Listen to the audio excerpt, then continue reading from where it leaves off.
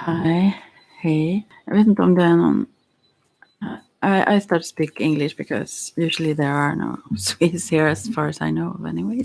So first I want to continue with the whole until someone comes maybe and ask for something. Cardwise. Oh, just the blankets. It's a little bit cold here. Snowy. Not indoors, but yeah.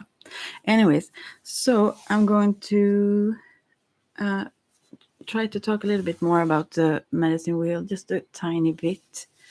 Let's see. What then? No one is here. I like that best, almost because it's calm that way. Well, okay. Now we'll see. Well, I will turn this. It's something I should do immediately because then I can read. Okay, now. So I just also want to say that oftentimes nowadays I see that when it happens, I get really irritated for those who, not irritated, but I mean a little bit, those who have kind of intros and those kinds of things that everyone have. I mean, it's nothing wrong, and sometimes it's even calming, but those who talk about nothing, especially in the beginning when you want something to start, especially when I'm tired or something. And then what do? I do that. Anyways, so I see the reflection, those things that you irritate yourself upon. How it is something you have apparently. Anyways, moving on now. So what it's about, the medicine wheel, you could say, is to become aware of who you truly are. And that is what it's about with everything I do, the mediumship, the Ayurveda, the witchy things, everything. And so it's to become aware of the wholeness of who you are. Actually, that's a very good expression for it on many levels. So it's kind of like this, that we are asleep on certain levels. And when people talk about enlightenment or awakening or so on, that's kind of it. And that also, there are degrees, and there are those who like probably are like fully awake, if you say. Yeah, but so when you get to the level of spirit, the direction of east, that's when you awaken to that perception of energy, and so on a different level where you discover more who you are in your essence, let's say. So we have forgotten, and that's what we're doing here. That's what we are doing, whether we go through a medicine wheel or whatnot, because everything we meet teaches us, life itself, nature, everything teaches us. So we are in this process of, you can say, evolution, I guess, no matter what. So, yeah. So let's see.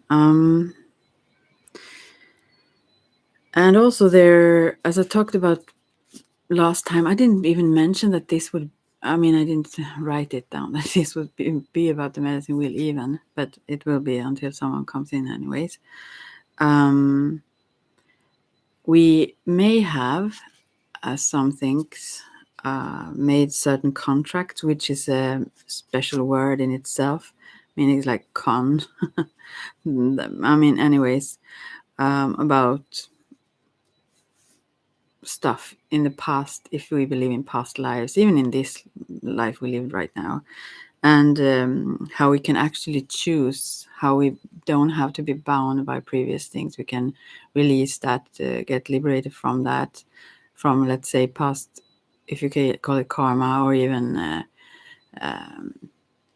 things that run in families, stuff like that. So that we can be free to, I mean, we have a clean slate and can, let's say, write down what we ourselves want it to be. Yeah. So That's one of the. Actually, it goes through all of the medicine wheel, but it starts, or the way I do it, it starts in the south from the beginning. That's where we let go of the past, as such, or our past story that we keep repeating oftentimes. And yeah, so, but it continues. I mean, we don't, this is not set then. That's it renews itself over and over, since we change during this process and see on a in a different way, so it is not the same. Yeah. And yeah, as I mentioned also, we I don't know how much others speak about this, and that is this thing I mentioned also, this that you can work on a very psychological level. It doesn't have to be uh, when it comes to also, which I think everything is very closely related to the things that I do, but there are those who don't work in a spiritual or level, let's say, with witchy stuff even, which is to me is absolutely strange. But and even this, the shamanic, there are those who don't really do that as much, and to me, that's like the whole point. But anyways, that but I'm not I'm not saying that to be judgmental. I just yeah, I'm so surprised by it, just mainly. But then again, we are on our personal unique journeys, and whatever is right for anyone is right for them. So yeah, so we communicate with the spirit world, obviously. That, I mean, as I see it, some then see that as symbols or representations or archetypes or whatnot. I do not. To me, it's real, absolutely real. Nothing. Uh, I mean, nothing in it is less real than we are, or tangible things are. These spirits or entities that we work together with, even when it's more powerful, like nature forces, or everything, we ourselves are forces of nature, right? Whatever it is, it's the they are real, and the gods, or what you call them, and ancestors, not the least, uh, which we call upon in the north. Then, so yeah, their wisdom. And there is a lot of things that we have forgotten. If you just look back at, as I mentioned sometimes, about my Sami past, the natives of Sweden, or I say, but my ancestors, I mean, on one side of my parents. Yeah. Anyway, so what I mean with that is that they have lived very close with. I mean, everyone have, even no matter who it is, all have pagan ancestors. So there is a lot of knowledge and wisdom that have been lost, since we don't live so close to nature and its rhythms and everything that it teaches us, and the wisdom that is there, and also the wisdom that have been passed down through generations. There have been like also forbidden for when Christianity came, and yeah, forbid certain practices, drumming and so on, and yeah. So, but anyways, the spirit world and connection with the ancestors and their guidance and so on is one thing. I try to kind of a little bit understand how those do who work with it in the more symbolic way, how that would be. Like, I can't even imagine how that would be. It's like pretending then. Like, and that's not the same thing. I mean, oftentimes I get really surprised but some people can see it as the subconscious rather, so on. Hi, I see that there is a one when someone comes in. I don't know if you can see the chat. It's if you're on the computer. If not, anyways, I can shift also to Swedish if someone wants me to speak Swedish. Anyway, since no one else is here, if there are those who only speak English, I continue with that. So, and to call in the spirits, then we use I mean, you can use just visualizations or song or a rattle or various, yeah, let's say instruments, music in that sense. Drumming obviously also can be used,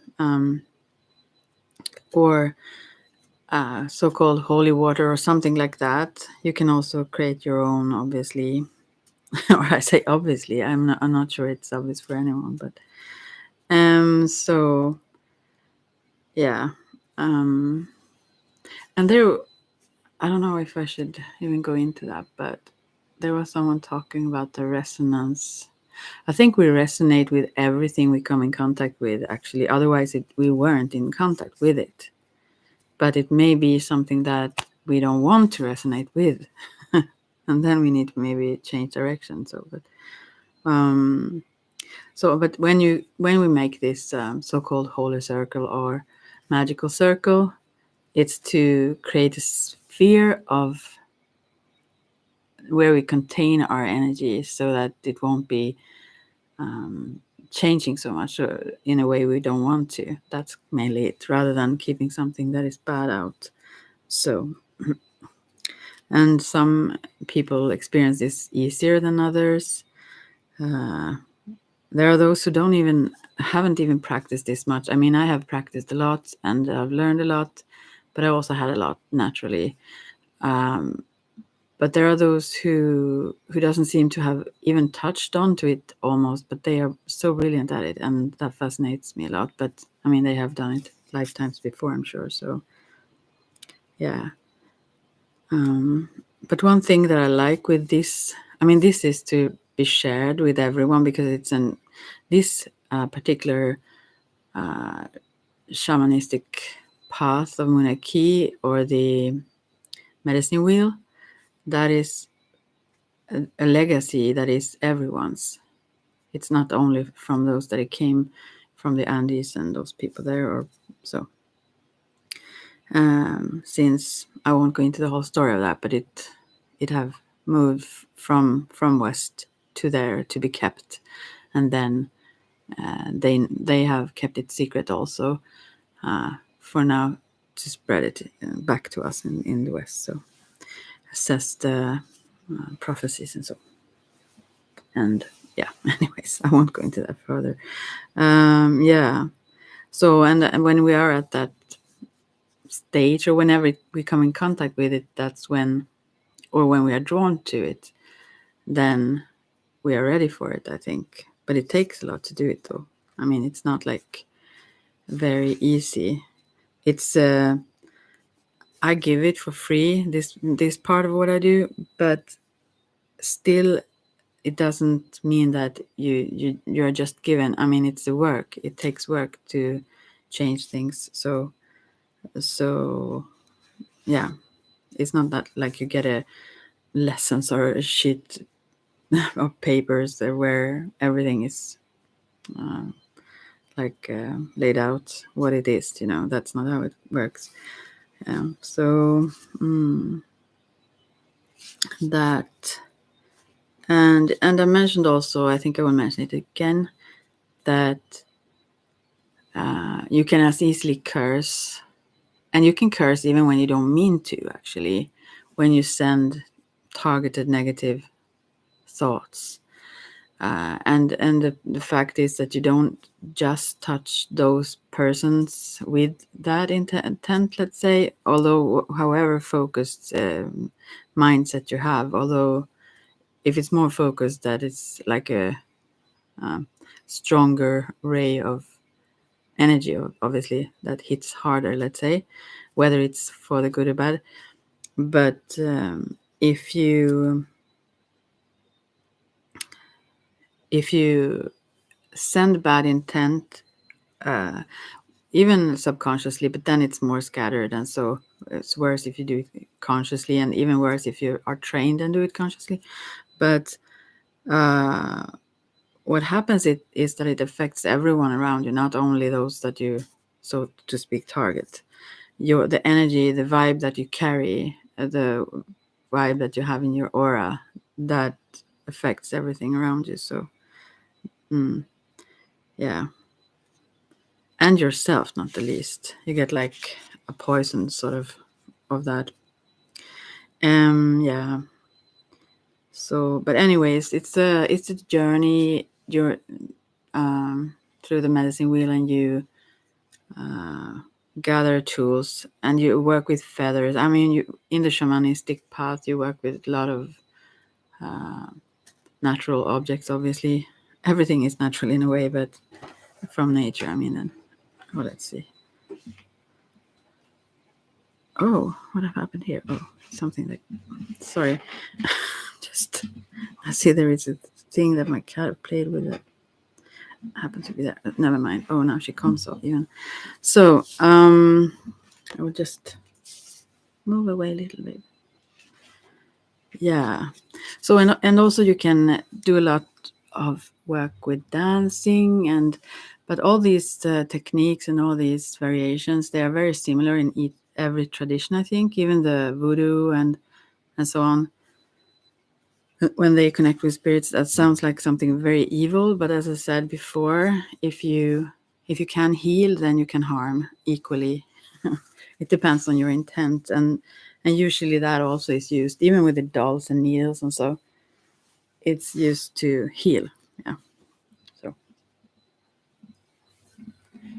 okay, so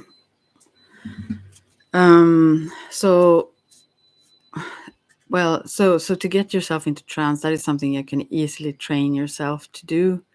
I mean, hypnosis is trance, depending on if you do it yourself or others, or if you use herbs or whatever to enhance it, or yeah, so on. But to communicate with the spirits, that is also a way you can let go of your set perception of who you are in this reality, and so get in touch with, and even get, let's say, possessed by, and I do quote unquote possessed by spirits and that can communicate through you. Yeah, and in all native traditions, I think that have been. I mean, it's natural. It's nothing very strange, even. But we are very unused. Is that even a word? I was. I speak like we do north in Sweden. We have like. I mean, we speak in a way in Swedish where we put like, as if it would be English. Then we would say, on something before. Never mind. We talk like backwards in a way. I never mind that. So, so, and also hoodoo, not least. But I'm not into those traditions. But I pick certain things, I guess, because everything kind of touches onto each other. They talk about root work. I like that word, even just, but because it's about not only journey upwards, let's say, if we call it that, or or get in touch with. We think of it oftentimes in the West as that, as spirits are like above us and hell would be below, let's say. But it's when we journey downwards where we can connect with the roots, and that's not exactly what I mean with root work, but anyways, and also do those soul retrievals where we get ourselves back, our wholeness, the things that we have been blinded to, both the good and the bad, let's say. Yeah, the things that we have pushed away, or even just the energy of ourselves that we have pushed away, or the energy that I've left to protect us, even sometimes, so that we can get it back. Yeah. So what it's about, I don't think I will talk about this a lot, because I didn't even mention that I will talk about the medicine wheel, but it becomes a compass where you can also work quickly through the different stages, as I talked about the previous video, the different directions, like an alchemical process, just with well, you can use tools for that too. I mean, we often also use stones, feathers, all kinds of things, and that is important. That is important for to do things in a ceremonial way, for it to activate something inside of our deep brain, let's say, our old brain, who does not understand really words and stuff too much. So so to start on that level, that is actually the soul level, but anyways, yeah, to find a way back to this wholeness over and over again. But I won't go into how exactly, but you can do it in a very quick way. When you've done this process of the medicine wheel, you have like the tools of a compass, so that you can easily decide if you want to stay in a certain mindset, also, you can say, or way of perceiving, rather. Yeah. And the community, I think I mentioned this in previous audio, that you can also start to communicate with nature in such a intimate way, you can say, so that you can influence weather and so on. And just recently, I've met people that can. I have not really tried extremely much, actually, but maybe I should now when it's so snowy. People don't really enjoy that too much. But then again, I go this education in yoga, and there was some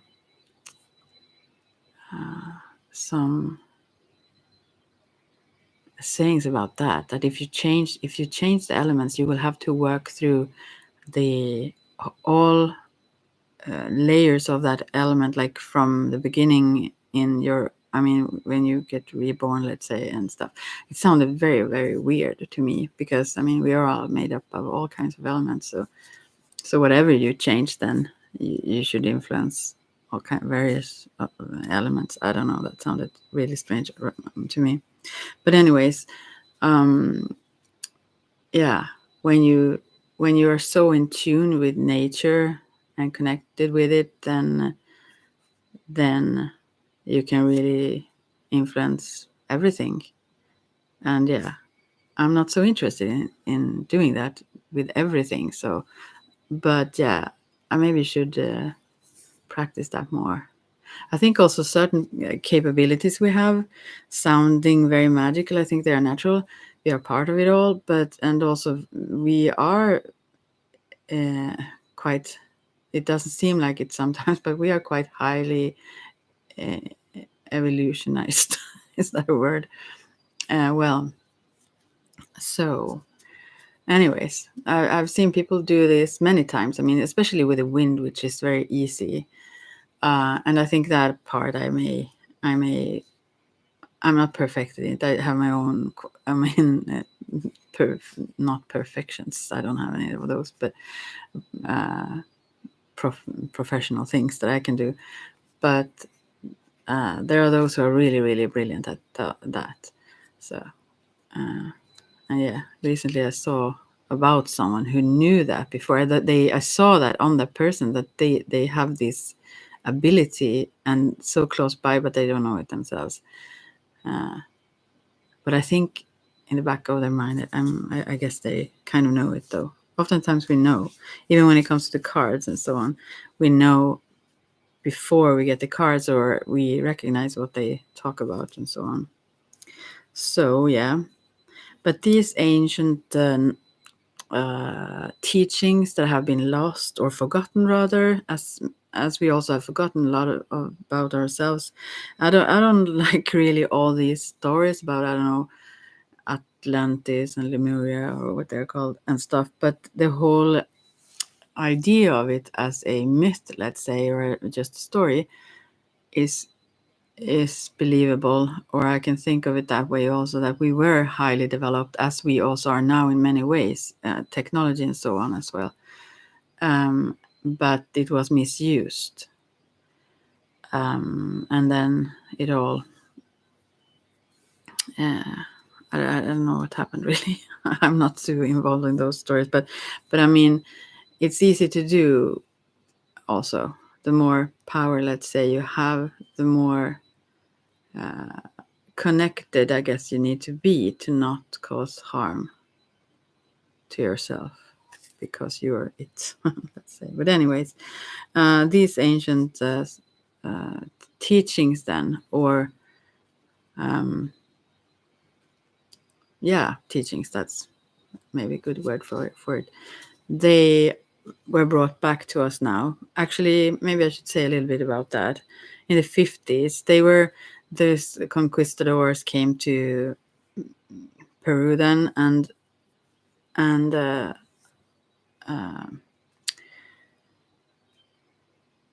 they those Spanish, I guess, and killed a lot of Indians. Are they called Indians? Anyways, and they were forbidden to use these this knowledge and so on, and so some were killed, some fled up to the mountains where they couldn't be found, and so on, as have been in all areas of the world, I guess. But these, anyways, they kept them, and there were like small pieces of knowledge kept, even I mean, all the time. What can I say? How can I say this? Well, anyways, bits and pieces were known still, and they, as they did here also, they went to church. I mean, or on all areas, especially Hoodoo, maybe, where they use also Christian saints names for whatever were the goddesses or gods or so on before. Well, anyways, so what am I going to say here? Yeah, those who fled and survived and kept these high priests, let's say, or shamans, high shamans, who fled up into the mountains, they came back. They knew that that was also prophecy. They knew that they were going to come back, because this was so important to share with the world. We need this to survive this time, as it said. And then in the 50s, they had this huge gathering of shamans high up in the mountains, and then those came back. Them and their families had been hidden for a long time. They thought they were dead, and this knowledge was, or these teachings were lost. But they came there, and they knew immediately, those who were there, who they were, because of their how they appeared, and also their clothes or something what they had. Anyways, so it was preserved anyways for us, to us, not only obviously since you can communicate with the spirits, and also those shamans and so on who have passed on, and so we have guides who also can help us, obviously, but these were in human form still. So yeah, so that is something you connect with, also your guides, obviously, in these realms, not only the totems in each directions as well, the totem animals that also are guides, let's say, and helpers. Yeah,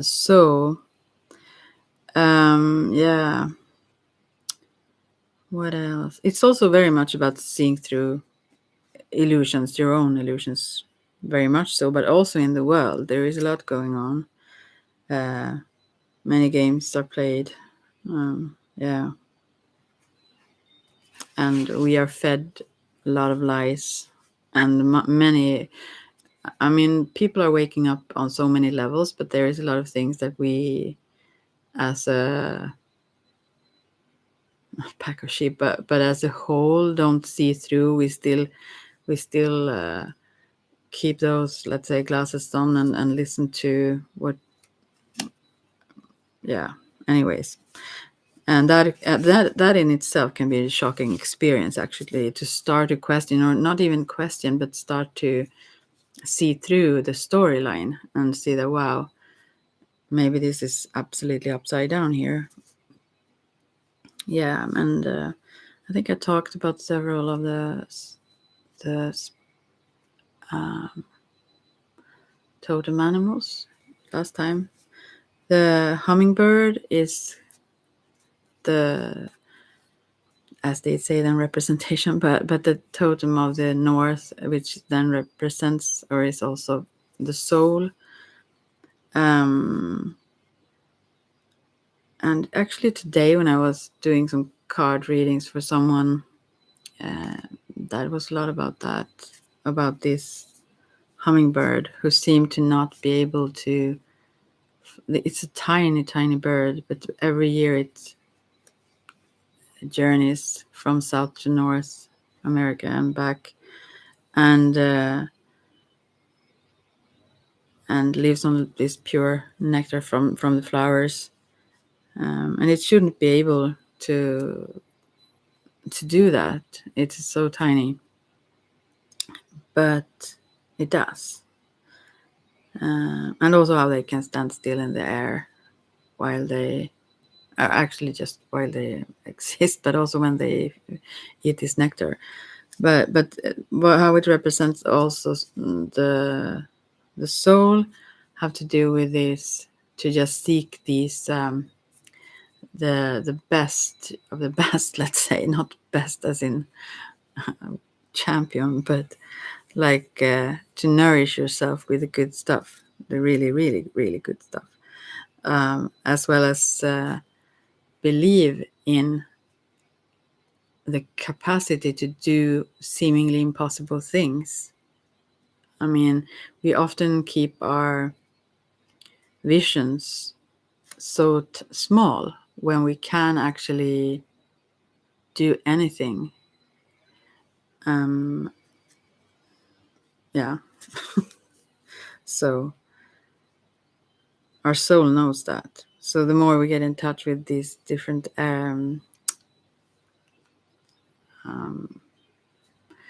some people use dimensions. I don't know if that's the right way to express it, but yeah, you could say that, dimensions of ourselves. So yeah, it takes a lot of courage. Yeah, I mean, to weather the storm. It's like, well, maybe I should quickly say that, although no one is actually here, so no one will listen to this probably. But in the West, no, in the South, where you start, that is where you work with the mind. No. Why am I saying totally wrong things? In the South, you work with the body and those 3D sensations, the are that we see, touch. We believe in this 3D dimension, perception of things that we can grasp, so to speak. And there is a snake as the totem animal, that we call them. And also in the West, there is the mind and emotions and the jaguar or puma. And in the North, there's, as I said, the hummingbird, but also ancestors and so. That is the soul level. And in the East, it's the eagle and condor, and also the spirit level there. And also Pachamama, or Mother Earth beneath, and Father Sky or Sun, or so on. Above, obviously, the moon and stars and everything. But so you can also use, for example, when I work with the witchy things, we work also with, when I teach this, I use these totem animals, colon, and I work with them. But others, we work with a raven, for example, and so on. Those who really live here, where I live at, in north of Sweden. So anyways, to go through the West is the toughest part, where you like have to get in touch with your heart and your feelings, and and really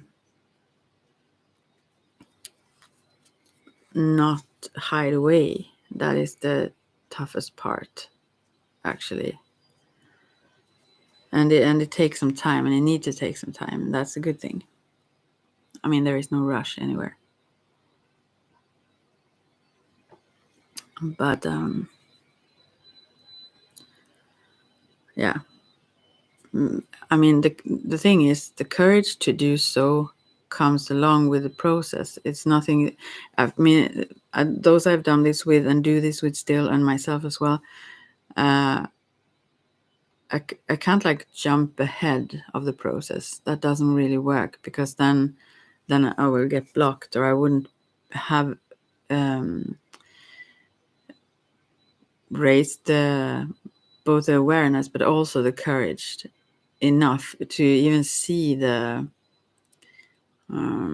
reward or the potential of what I can reach when I do certain things to come. Oh, this was very, very strangely described. Anyways, I will just keep going for a little while longer, or maybe long. I don't know. I just do nothing and it's snowing out, so whatever. Yeah. And also there are certain initiations. I constantly talk about the witchy things. I call them just witchy things. I don't know why I do that. But that, I think it's a cute word, I guess, to make it not sound so harsh. Some people will experience it that way. So, but anyways, there also we do some initiations. Also in Ayurveda, actually, initiation, but for us who are educated in it. But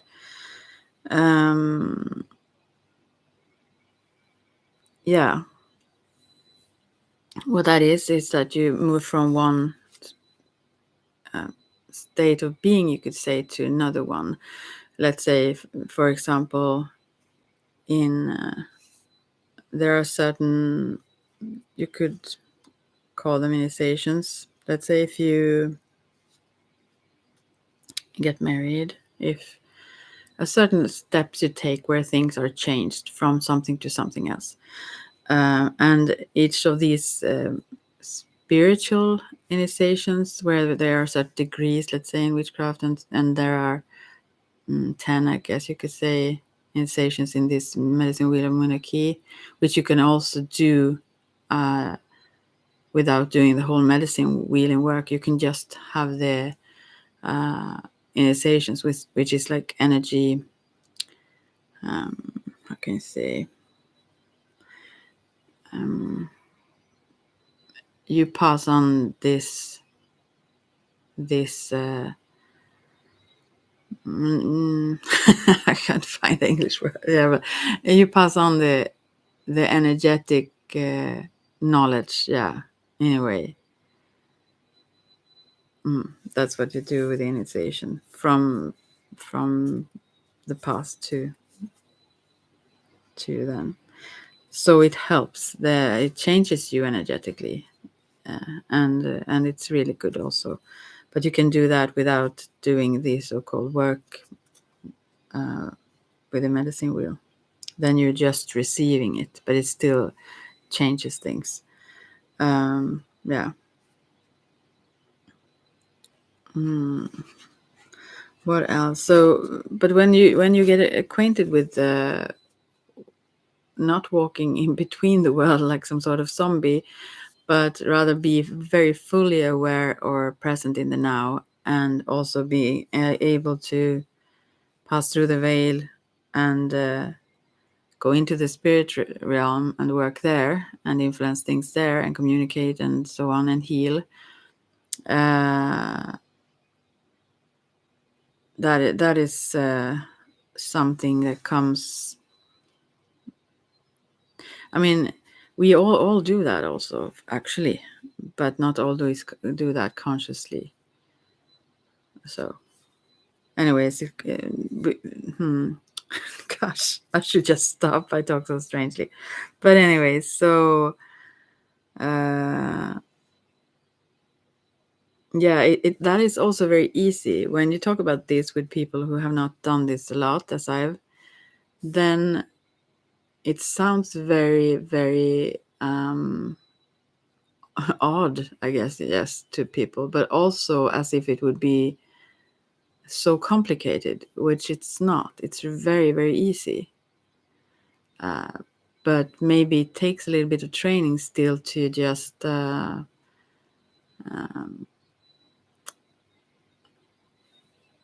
kind of, as they say with this tuning into a radio station or whatnot, but to kind of find a portal to journey through.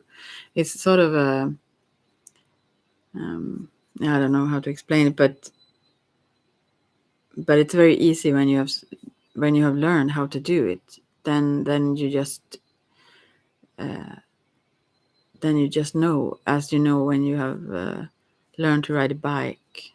You know, you just know. You don't really know how you know, but you know. So it's not very difficult. No, it's kind of like that, but in a different way. Mm, yeah. And the purpose of that, obviously, in the shamanic work is for healing purposes. But as I said, you can do as equally much harm as you can heal. You can strengthen, even when you go back into, you can journey in time, in space, and so on. But if you think about in time, then you can go backwards and heal things, but you can also move into the future. And how do you do that then? It's the thing that you do is that you can strengthen certain energy threads, so to speak. You find the possibilities and the most mm, yeah, you could say healthy, but you know, the best path for someone. And as much as you can do that, you can also find the worst and strengthen that if you would prefer. But that's not thing you should do. But it's a good thing to know that it's not a difference in practice. I mean, the thing you do is the same. It just depends on your aim. I mean, your intent. So yeah.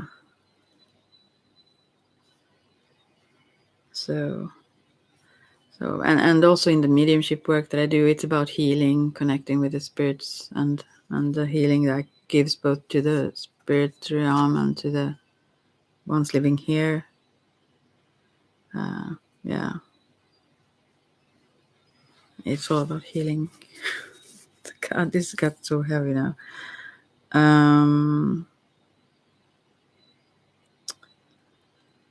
So, but the thing is, yeah, no, I shouldn't have even started talking about this because it sounds even more difficult today, and it's some days it's easier, but it's really in the palm of your hand. It's everything is.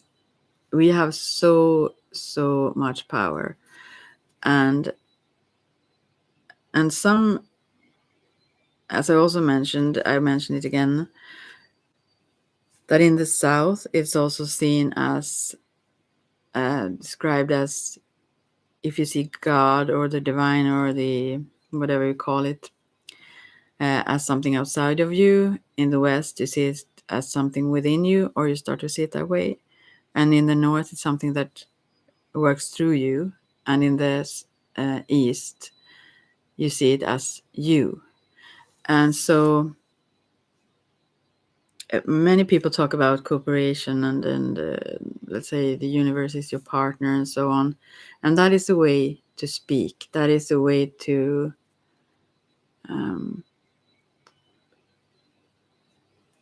I mean, you can't describe it from another level when you use words, but it's really not, because you are it.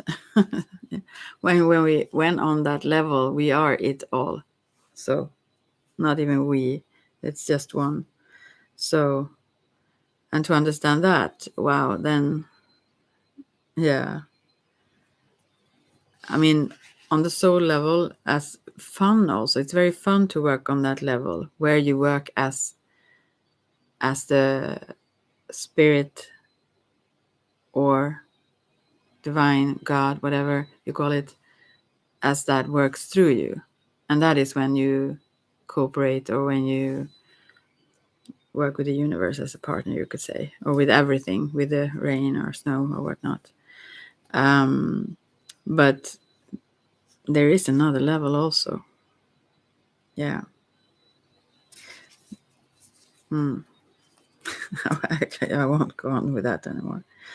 Um, yeah. And to me, I find this so fun. I mean, have fun all the time. I love these things that I do. But what I do realize is that I have a really hard time just chilling. I sound like I do that now all the time. But I'm always curious. I always, is that like, not that like a scientist, but I seek new things. I want to discover new things all the time.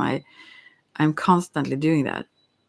And so to just be laid back and chill, that's nothing I almost ever do, even in my sleep. I'm so active.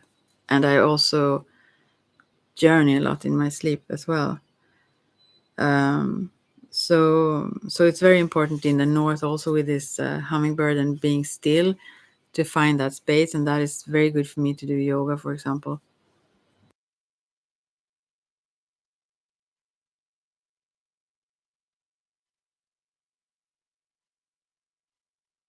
Sorry, I had to cough.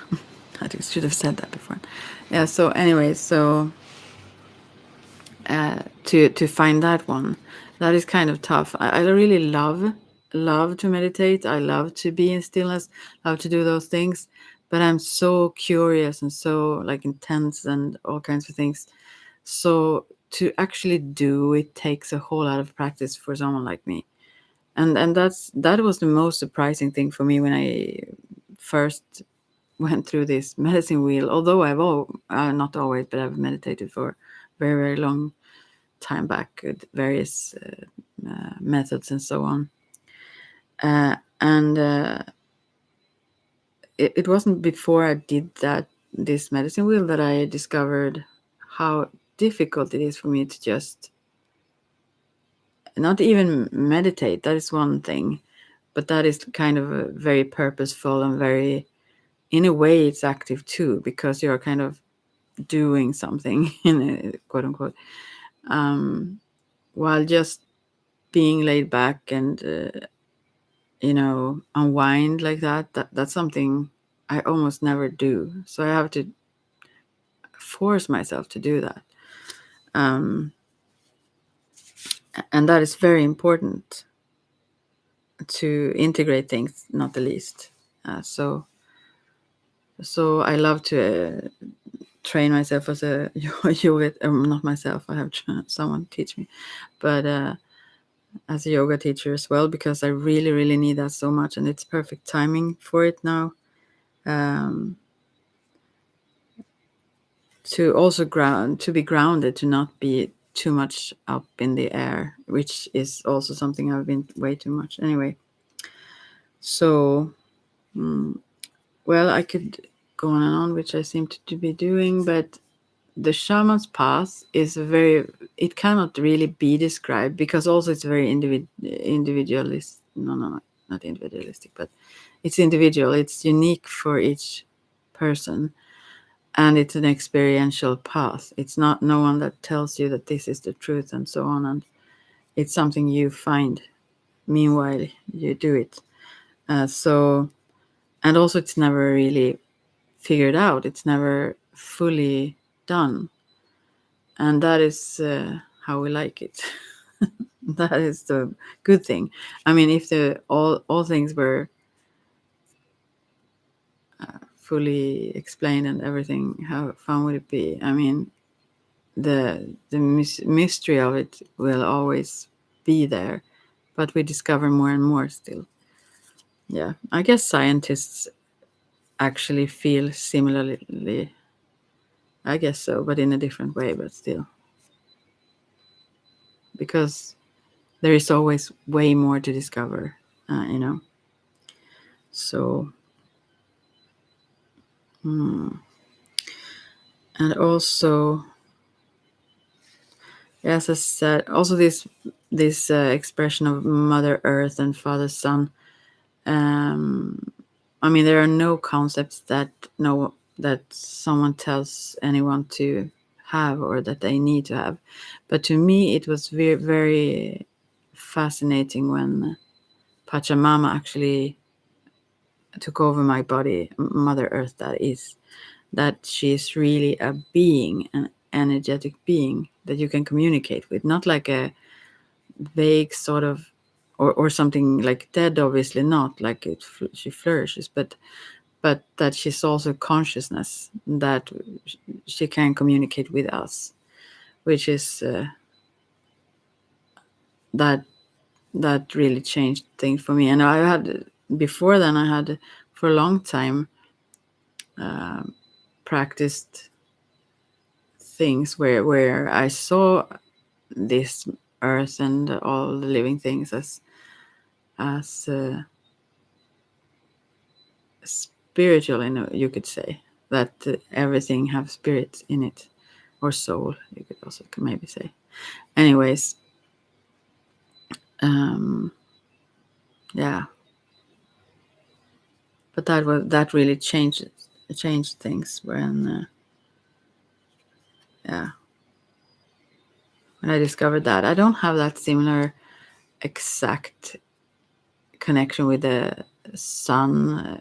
Also in the witchy things, there are several, or in many of these ancient traditions, there are many gods and goddesses and so on, and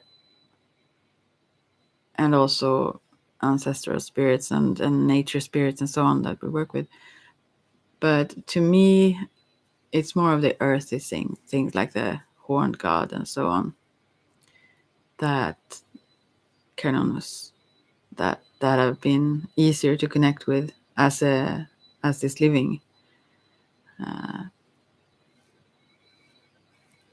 energy. But it's kind of obvious though that sun gives the life. I mean, like as if you think about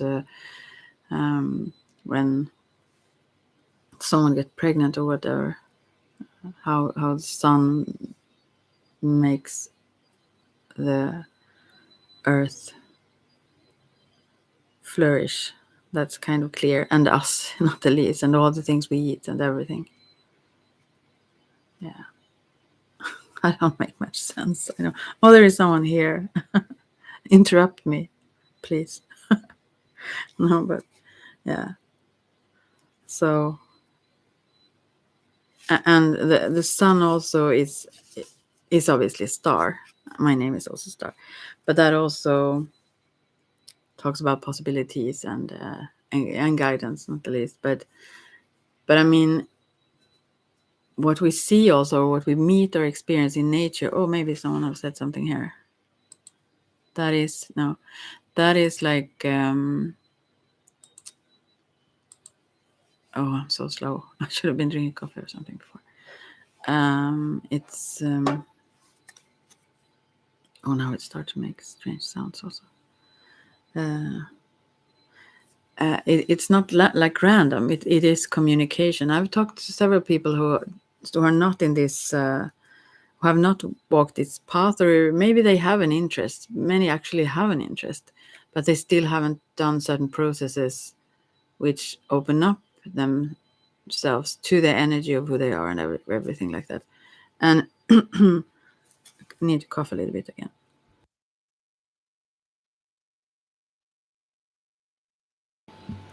So when they, for example, in these more maybe dogmatic, but like let's say like Christian ways, pray for an answer for this or that, they expect it to come in a certain way. Like I don't know exactly in what way, but But when we realize that everything that goes on constantly is an answer, that is a communication, each thought, each vibe we have get a response, that is for sure, all the time, constantly. So there is no, oh, sorry, there is no lack of communication, there is no like glitch in that sort of. So, um, yeah.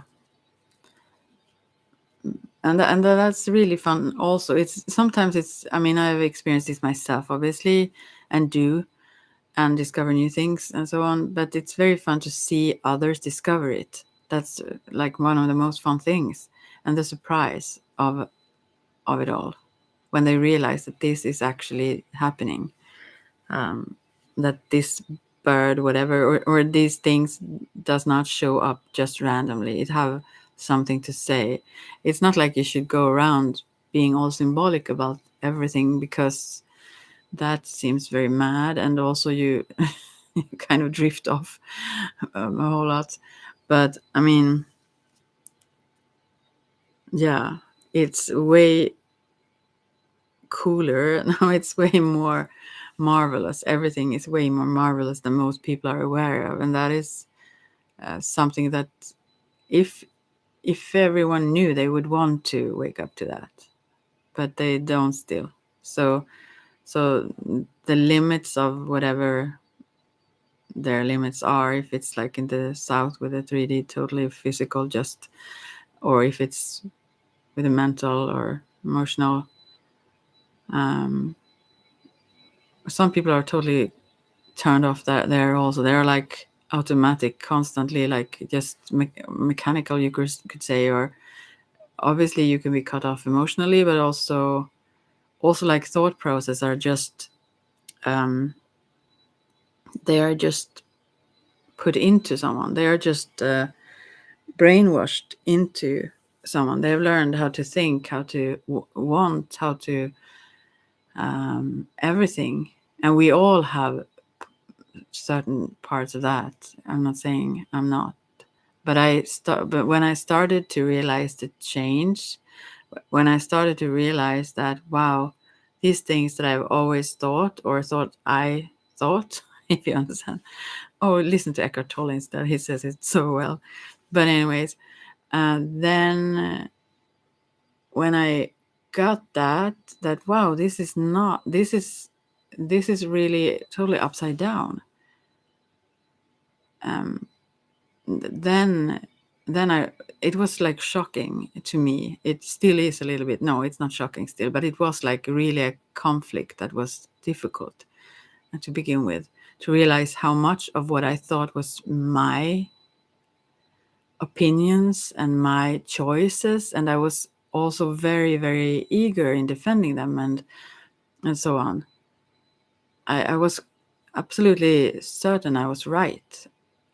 And when I realized that this is something I've been fed, this is not something, I thought I was a person who questioned things. I actually thought I was very much so. And apparently, well, I did to some degree with certain things, spiritual things, for example. And therefore I also have changed the ways I express that over time. But it's still my spirituality. I haven't left something. I've just, my views have just opened up, you could say, or expanded. But yeah,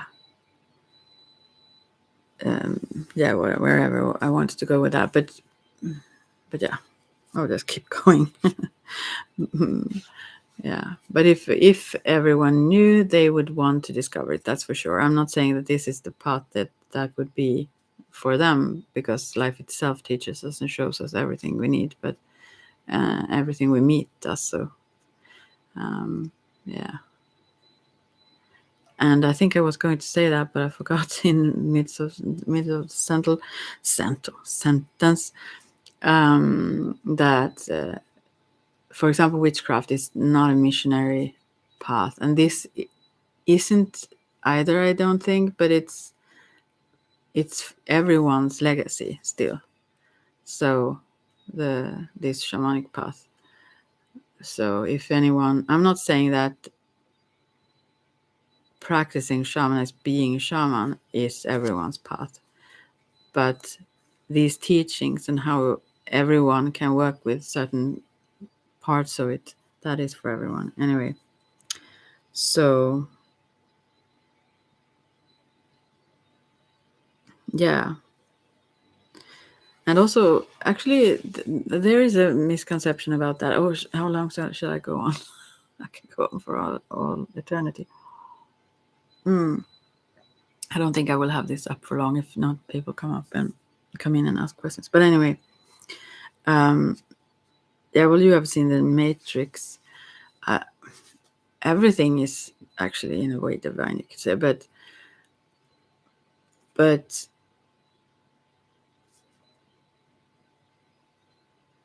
maybe I shouldn't. I mean, what it means also is like patterns, right? And there are patterns that are harmonious and good. It's like similar to what I said before about how you can heal or harm, and you can also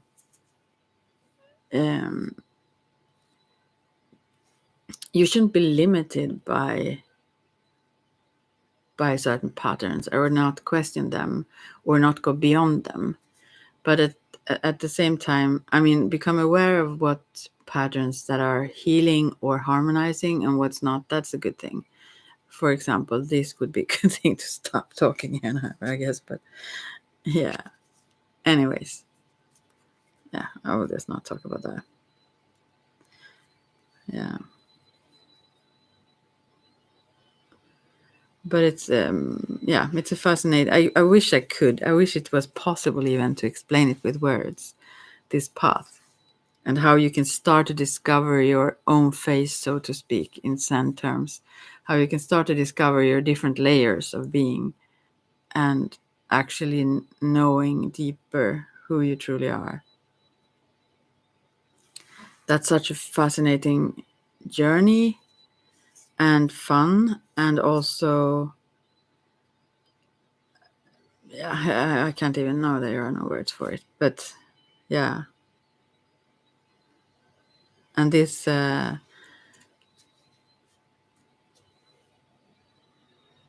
level of spirit in the East also, I guess, sometimes also could be called a witness, that self, the energy part of us that never changes.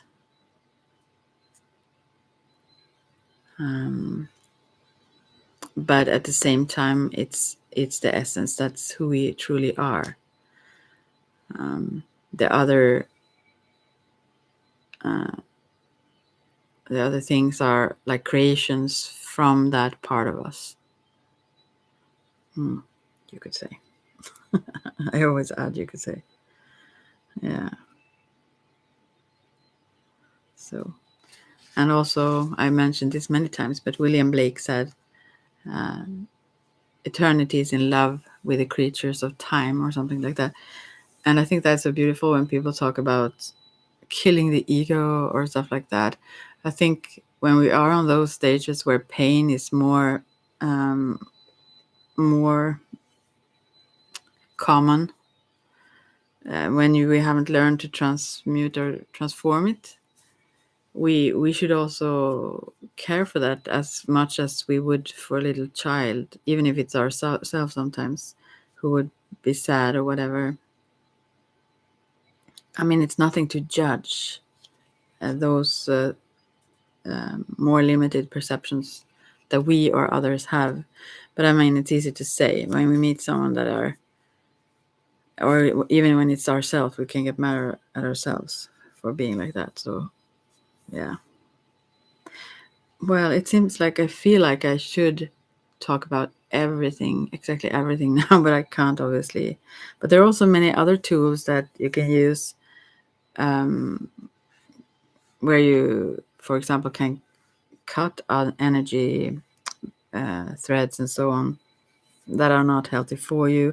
But also, some of those tools that you work with, sometimes in different kinds of ways, they are also similar in witchcraft.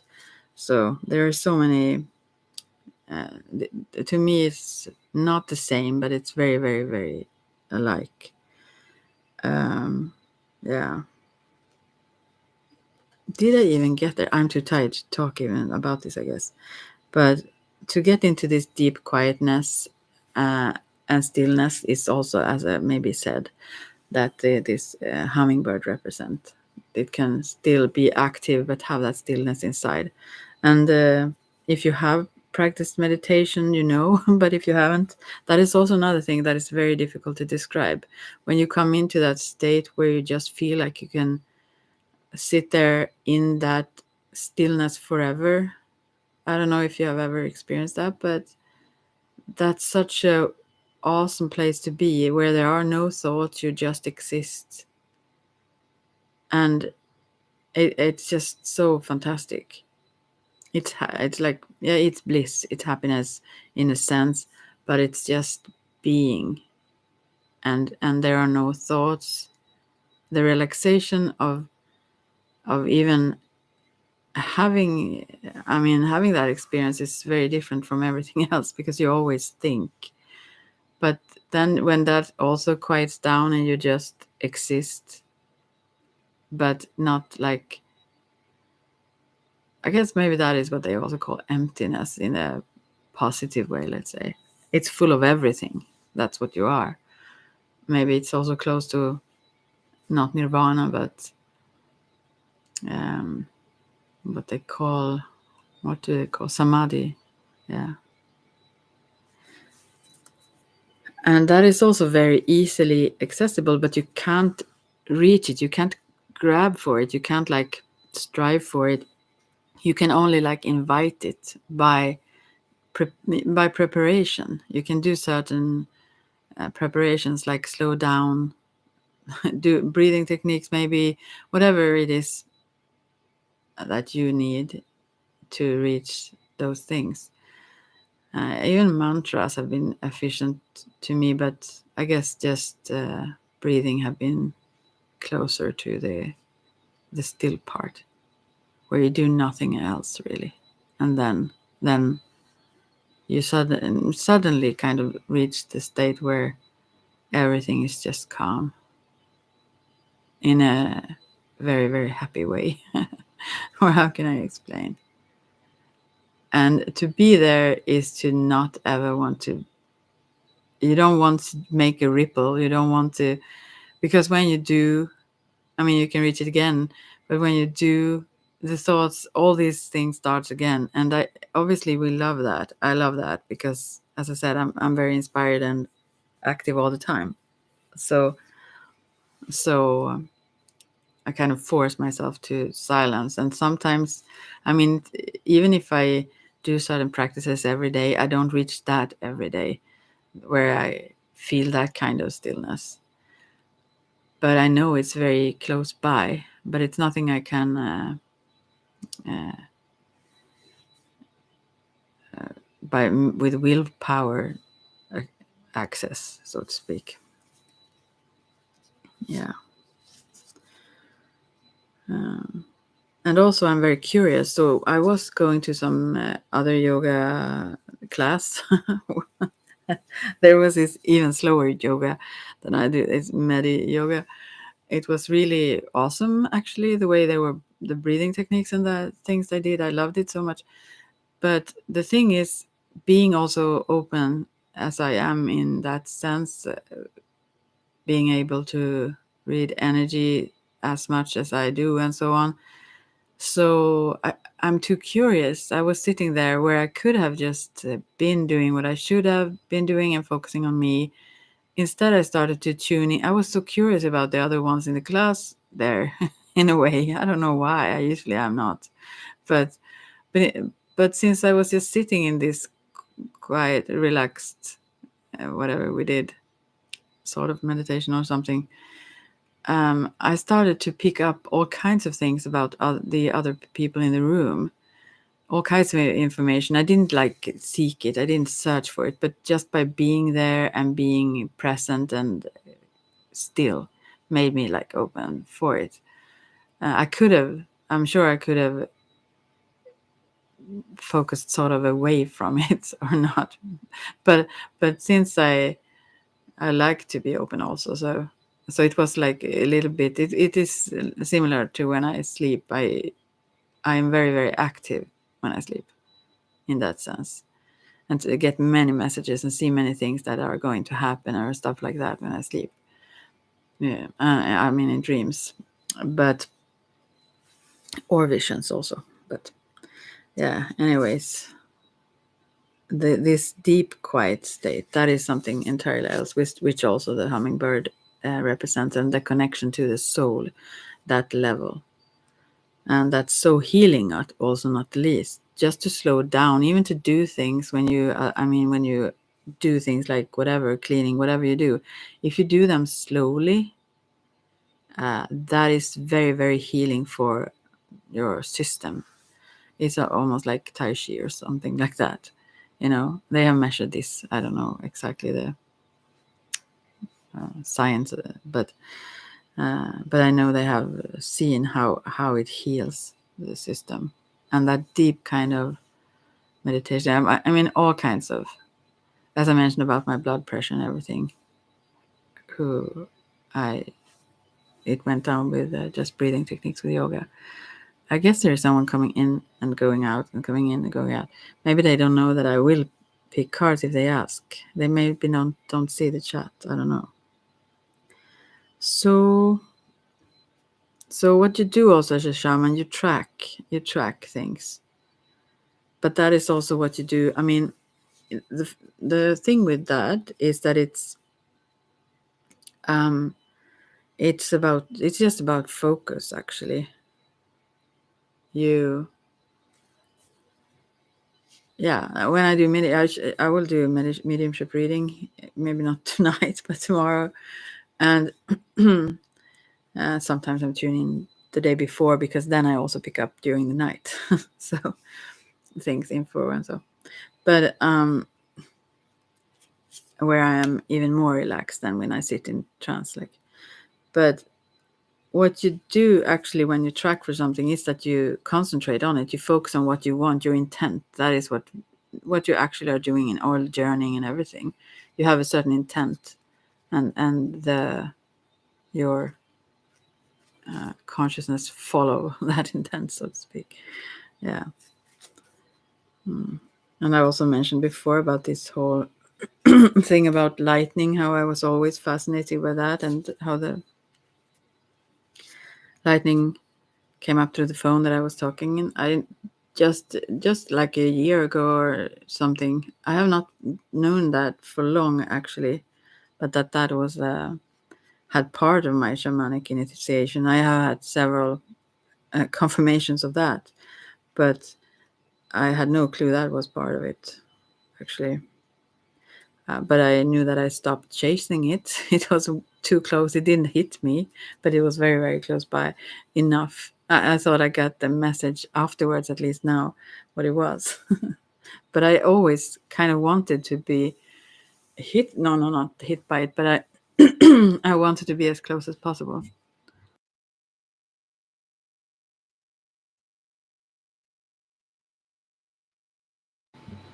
And I would assume that the only persons that would chase the lightning, they are shamans.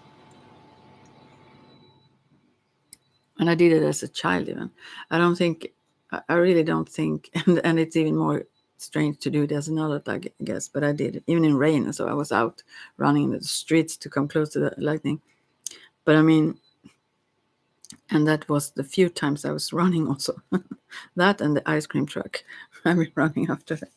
Yeah, anyway. So, yeah, anyways. And also, I mean, if you're drawn to these kinds of things, it's part of your path. It you shouldn't be any if it wasn't. So okay, now I get cold again. Hot cold, hot cold. So anyway, yeah. So wait a sec.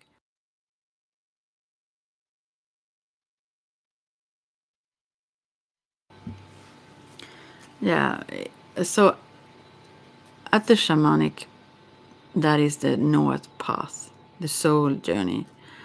At that level, there or so, in that perception way of perceiving, then we see how everything is connected in our world.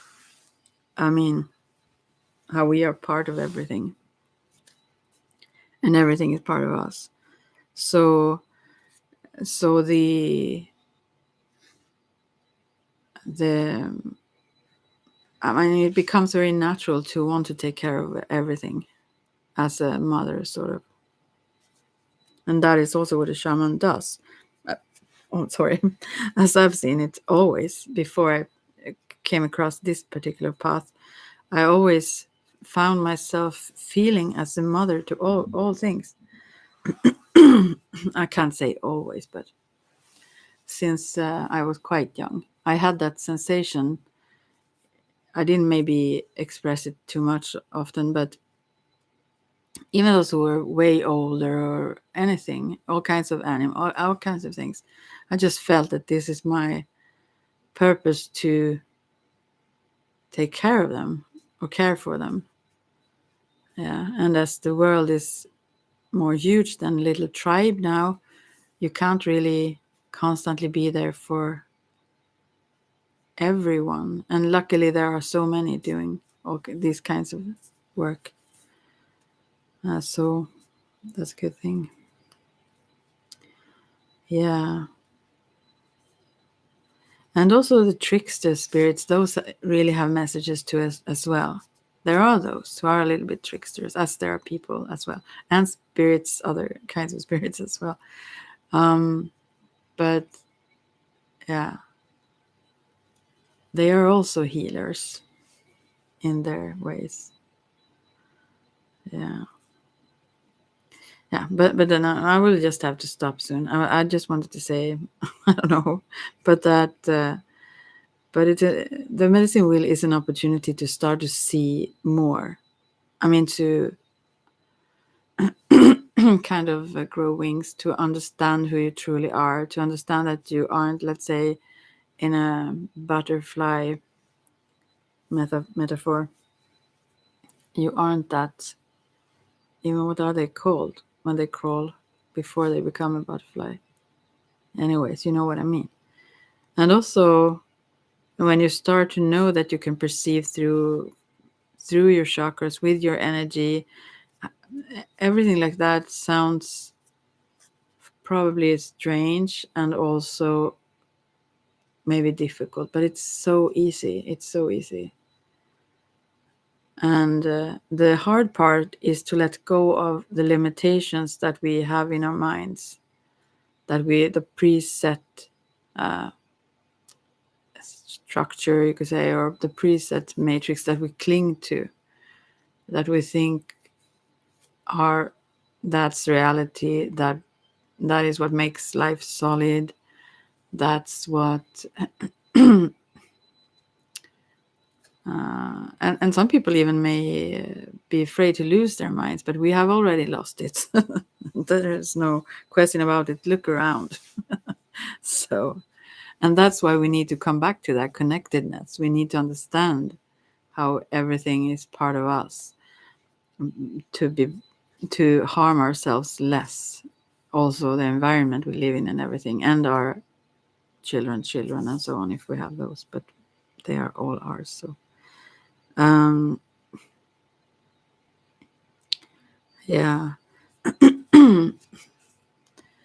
And just to talk with plants, plant medicine, all things like that. You know that previously they could like communicate with nature so that nature could tell them what they needed and what things were good for. And that capacity, we have it still in us to communicate with the living world. Everything is alive. Yeah. And there is so much that is forgotten. I mean, knowledge that have been, as I mentioned, that have been passed down through generations and so on. And we think it's like lost. But we also have that capacity within to learn how to communicate in that way and gain that knowledge again, also from them who have passed on previously or before us, but also from nature itself. Let it tell us what it. Oh, there are people here. 2 people. This is huge.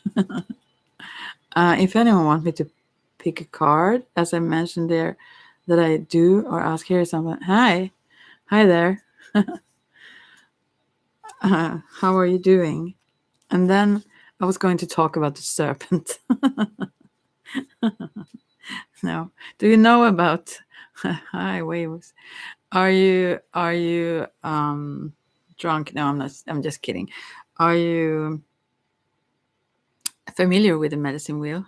You are. You're familiar with Eliphas Levi, or however you would pronounce it, then you're familiar with a whole lot more than I am in many ways. You've studied things far more so than I. That much I understand. So, anyways, and on the first you start with in the south. There you work with a snake as a totem, which is often seen as something bad. I'm with my daughter Lily. Can you pick a card for me, please? For her, does she want me to? How old is she? I just do it for those who are over 18. Isn't your kids small, right? What is it the problem with her or something like that? I can pull a card for you if so. Oh, sorry, my computer is acting strangely. The but the serpent anyway. In even in the biblical story, it didn't actually lie. It told the truth. It was like the wisdom. It was the also the feminine force seen as sometimes. But in the south, we talk about it as they shed their skin, to grow as persons, right? I'm sorry. I hope my computer don't crash. It's like the fan here or something. I'm not so sure I know more than you. I don't think so. But let me know, how old is your daughter? Or do you want me to pick a card for you? Otherwise, maybe maybe it could be something for her, or I can pull cards for the relationship you have with her or something. But anyways, in these traditions, it's the snake is often seen as something positive that goes have its belly close to Mother Earth, so that it feels her guidance, you could say, or her heartbeat, and also uh, what was I going to say now? I don't know. I'll see what you say. But she's listening. She's 4, little one. Oh, I don't have those cards here. I don't think I have cards for kids. Actually, I will see if I can find that. Wait a second. I will have to make some sounds here. I hope I don't wake my cat. Oh, oh. I'm sorry about that. I think maybe. No, I don't have those here. There is a deck that I have that is for kids. It's the unicorn, I think it's called, or something deck. It's very sweet though. And I also have some cat deck. But maybe if she's listening, I hope I don't say something. I will pull some card for you. Is that okay? I don't know where I have that deck. If I had had it here, I would have used it. But can I pull some card for you instead? And then I will go back to rambling about nothing. I'm sorry. I pick some cards up. I will try to use this. Sometimes, the cards don't want to be used. They feel used, I think. Right. Oh, I have the voodoo tarot. Is that hard? Is it? Oh, now it's really start to act strange. Oh, it stops now. No. Do you hear it? It's just horrible. Well, I will take the psychic tarot and try that. But that have been quiet for a while. It sounds like a bug or something. Is that you? Maybe that is a sign. Pull card for her career, maybe. Just for fun. Her career, the little one. No, I don't think so. There is a deck here that is called Indigo Angel, though. That is not for kids, but I mean, they are very much more aware, kids nowadays. But I don't think it's good because kids are the most magical creatures in the universe, and they can, they are so capable of manifesting and creating things. And so if they get an idea or so and you influence them so very much, and that's not a good thing. But I will pick an indigo angel for her. Let's see then. I mean, for you, that is. Oh, now it got quiet. Gosh, what a horrible sound. Now it's like protesting against this. Right. No. I'm sorry. I just had to pick them up. So I'll pick an indigo angel. Let's see if it wishes to say something. But this is for you then to like understand whatever. Or do you hear how this sounds? This kind of strange. Maybe this doesn't want to say something though. No. Okay, I will have to pick another card. Another deck, I mean. 4 years. They are so sweet. How young were you when you remembered things? Or how young was she?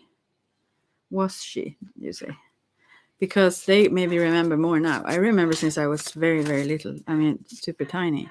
Maybe a year or so. At least before I was 2. Several things. I mean, you can remember past lives and whatever. Okay, let's see now. Now I have the psychic thrower. Let's see if they want to express something.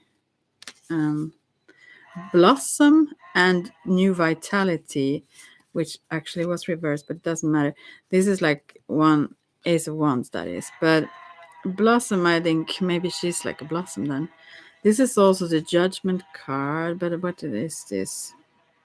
This is like brilliant chakra colors and everything. Oh, I'm so sorry. Hi. I think it's because of the fan. It's like crazy in the computer. I'm so sorry. It's better. Maybe it's something I pulled some. I will see if we can.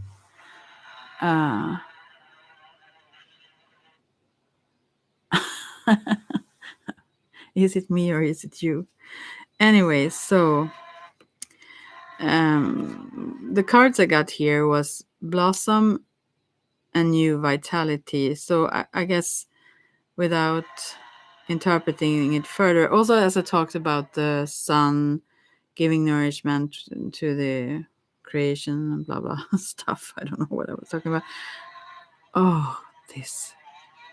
How can it get more disturbed when you are here, as if it knows it? Anyways, now it stopped. So I think she will. Oh, she will have a lot of new vitality. Anyways, I think I will feel if my computer is very hot. It is like, man, it's so hot. Yeah, and she's. I think it depends also on you. Thing is, I see it like this. These cards now. I see her as like they are very good creators. If they decide something, maybe she's very decisive as a person. But anyways, she have very strong ability to create, also with energy actually. But every kid has. Um, but I mean, we have certain things with us anyhow. So I think she can create actually anything she decides she wants to do. I think that is it. With as an answer for what you asked. Um, but it wasn't very specific. But yeah, and the Ace of Wands here, I think that's you actually. Then, and the this in this deck, this is the Tarot of the Heart. He blows in these kind of, is it called pan pipes? I don't know, but they have several kinds of pipes. Do you know what I mean? When you like a musical instrument. Hi, Lily Rose.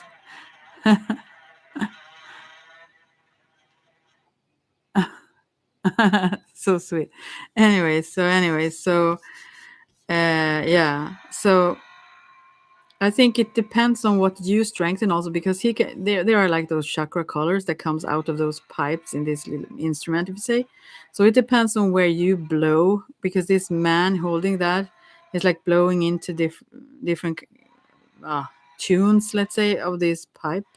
So I think what you like you when you know a fan make the fire stronger. It's like your attention or what you focus on will strengthen her um, interest or her energy in that direction.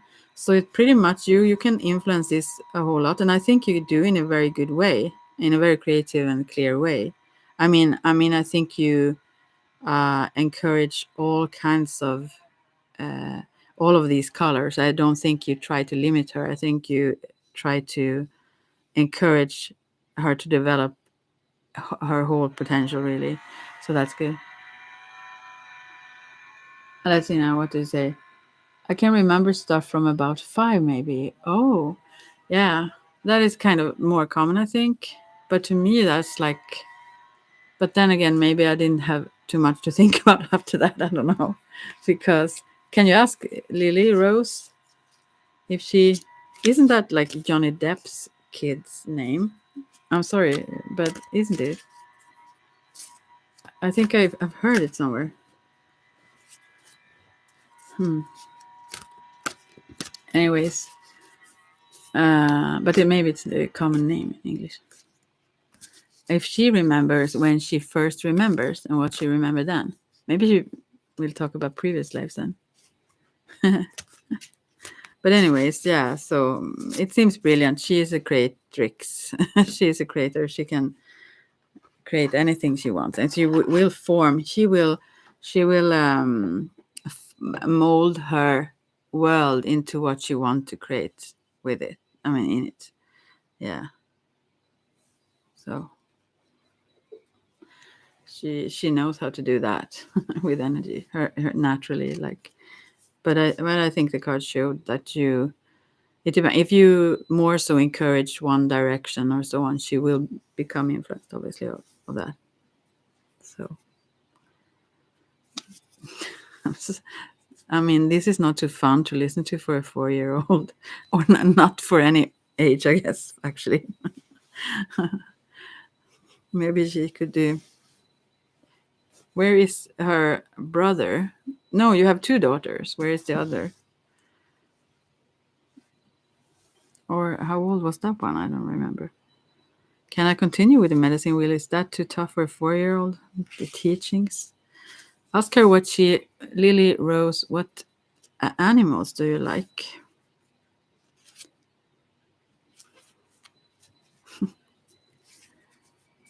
Well, you have a lot of animals, like in nature around there, maybe.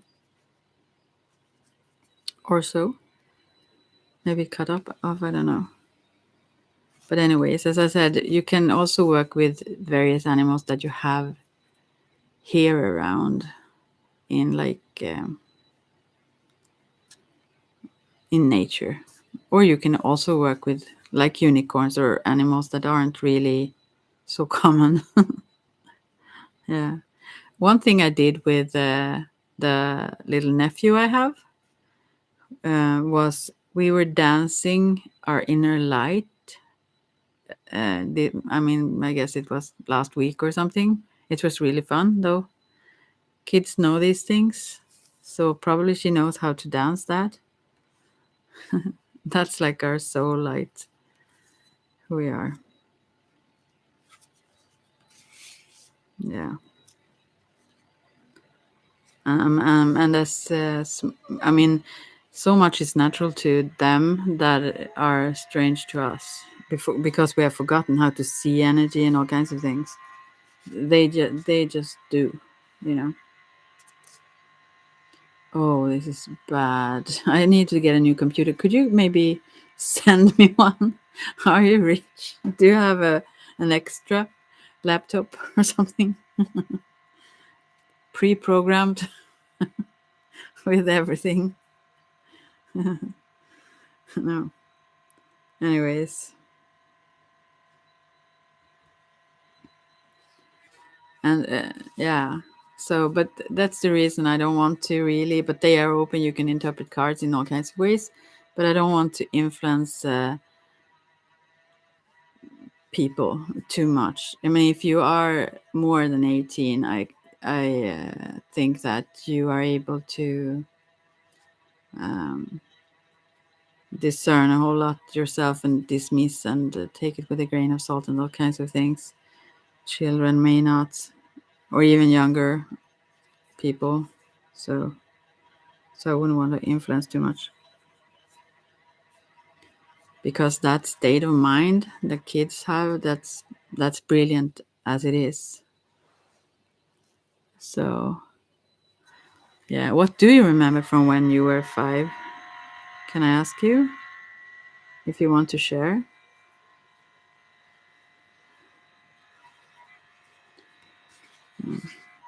And then, by the way, then also the vision quest is something. Oh, I wish that would stop. I don't understand. It shouldn't be like more stressed out because you are here and write stuff because it started now more so. How hot is it? Maybe I have to stop because it's kind of hot. Laptop. He doesn't want to hear this anymore.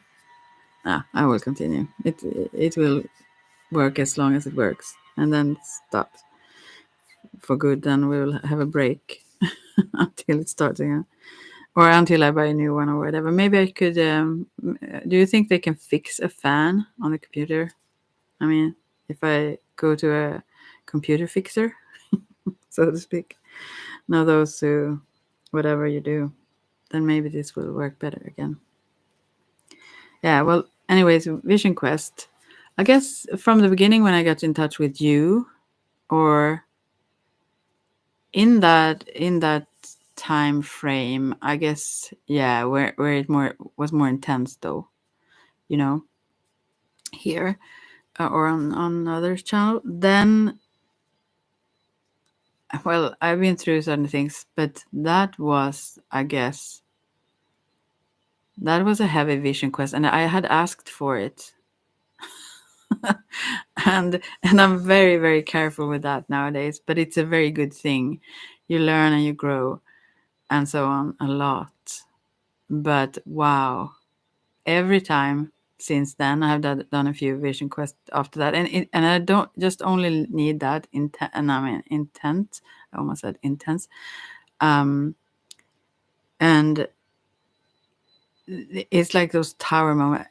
I mean, it really happens things, and I always regret it. Meanwhile, and I think why did I even think about doing a vision quest again? It's like I guess it's like when people give birth to kids, they think next time they think no, not about the kids themselves, but maybe the birthing process can be heavy.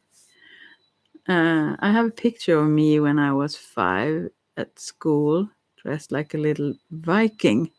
Really? How cute though. Okay, put it up here. No, I don't think you can put pictures here. Oh, so you remember when you were? Cool. Did you choose it yourself?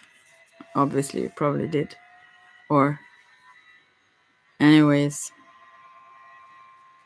yeah. So quests is one thing you do, but that is also in several traditions, not only in this path. But to find your path forward, but it finds you also, no matter what. But if you want it to meet you, so to speak, then it quickens up. Yeah. So there are 9 initiations in this monarchy, and there are an extra womb meditation. No, not meditation. Initiation, which is awesome actually.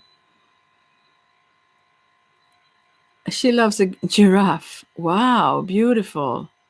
How lovely. They are actually wonderful. And those eyes with those long lashes, they're so beautiful. And also they are so high up, so high above. They can like see everything and no one can reach them almost. They are super cool and very odd in a way. They look quite different from everything else. How sweet. I also love giraffes. They are super, super awesome. Yeah. What are your thoughts on the tree of life? I don't ask Lily, but maybe you have some thoughts. You can answer both of you. Because I guess you have some thought of it.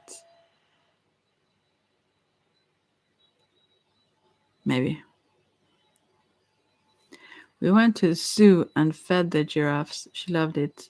Not scared at all, even though they were huge. Yeah. They are so wonderful. I mean, kids are so wonderful also. Just this talking about the connection, they just know that we are here together, kind of thing. I have never met a giraffe for real, I don't think. Giraffe, yeah. What a name, even. Um, mm. They look very kind. Do they have any predators? I wonder. No, we shouldn't talk about that, by the way. But I mean, like, thing is also now when I speak, when you are in Sweden, I mean, kids here also know English since they watch all kind of programs, so children's or so on, maybe. But when we don't want them, if we want to say something they don't really should hear, we speak in English. But I kind of forget that now. Yeah, Chloe is 8. She's athletics at an athletics carnival. She's a fast runner. Wow. Wow. So are you like have you done those kinds of what are they called now? Um Gosh, I forget the name. I see them many times, but what are they? Uh those who God, I can't remember the name, but when you kind of jump over things and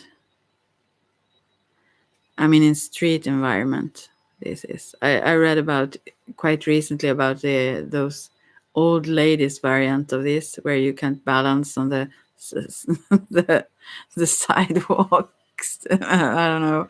You kind of climb. You don't do anything where you can harm yourself, but you kind of do something anyway. You mean high jump? She doesn't do that yet. No, I mean you rather. I mean, like not those kinds of athletics, rather those where you know, not jump over buildings, but you know, those street kind of, what are they called? You know, but you are very athletic though, right? Yeah, parkour. That's what it's called. Old ladies parkour. I thought that was so cute. I think they would look at you strangely, but they do anyways. Especially if I do audios and talk like this. If anyone knows who I was. Anyways, what kind of food is your little girl's favorite food then?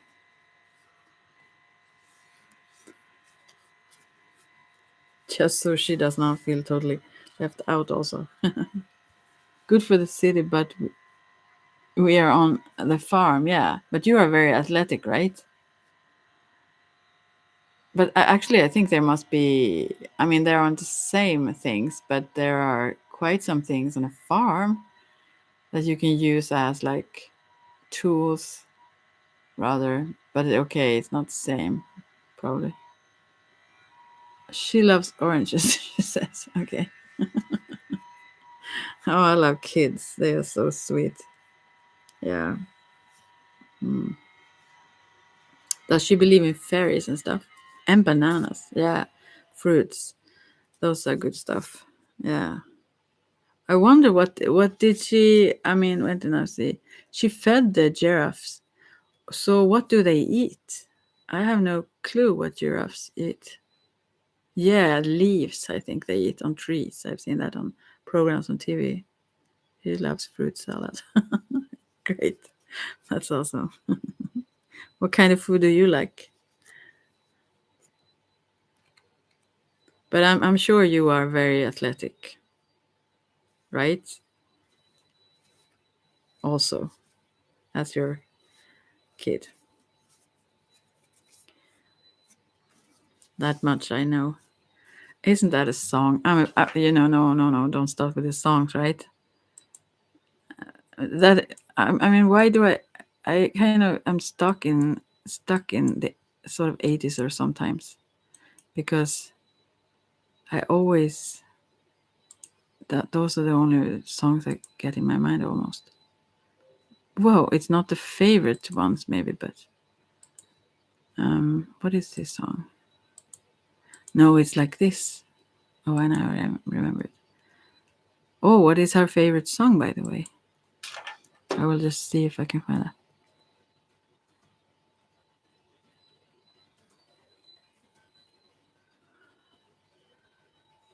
Oh, but I don't know the lyrics of this one, so maybe it's just stupid lyric.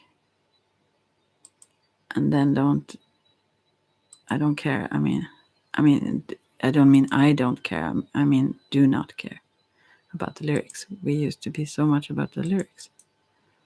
I have no clue, but this just came to mind. Oh, where are you even there? Let's see. I have some songs. You do. I love lots of food. Favorite is pork belly and creamy mashed potato. Okay. I am a vegetarian. I hope this was right now. Do you have some songs?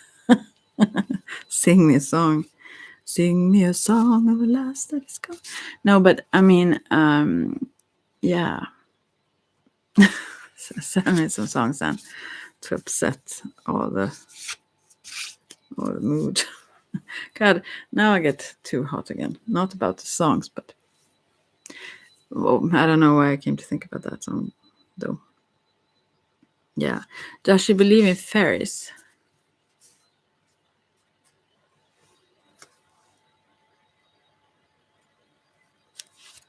I wonder. Because there are so many cool things to discover with kids. They are awesome at that. They kind of know so much. They see in the trees and the clouds, and they are like communicating with everything that is alive. Yeah, yeah. I am too much in the whole sharing department. I guess. Mhm. That's about being, I guess, spontaneous, impulsive, maybe more so. She loves fairies. Yeah, who doesn't, right?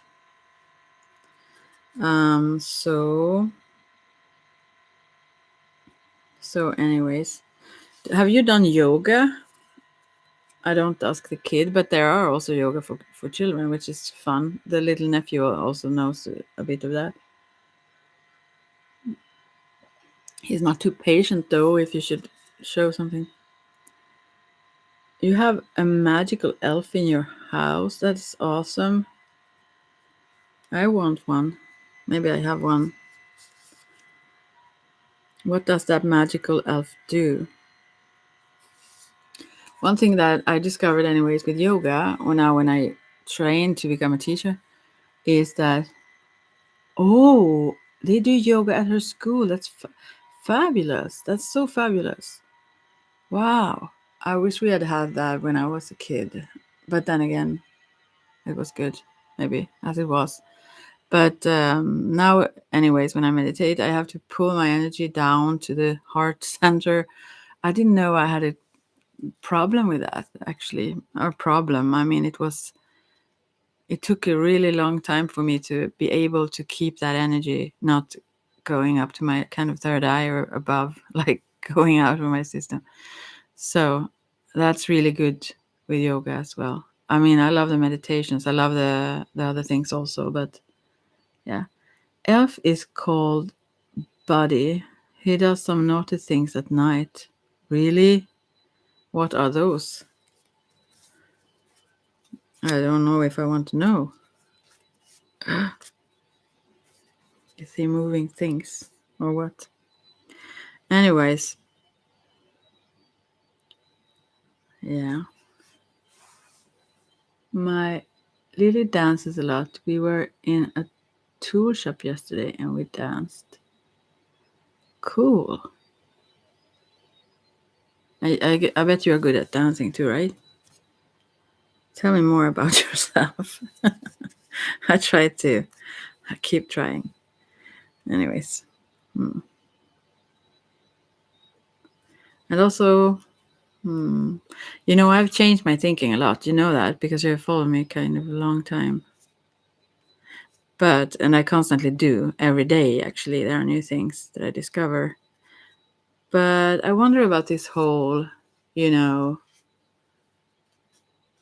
not you give what you get, but I mean, this whole reciprocity. Is that the word I need? I mean, what I mean is that I don't think you.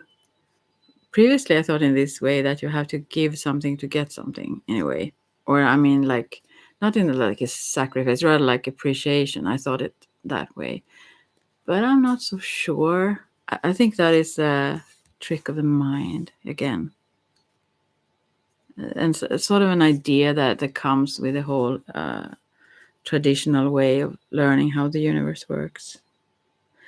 Body opens all the doors and moves our stuff. Wow, cool. But if you tell him not to, then would he stop? Wow. I don't know about that, Elf. Have you seen him? Anyways, in the West again, I will talk about these things a little bit. Meanwhile, I've tried to go through all the things, but I don't even get there. I don't know. He stops doing it on Christmas. Why?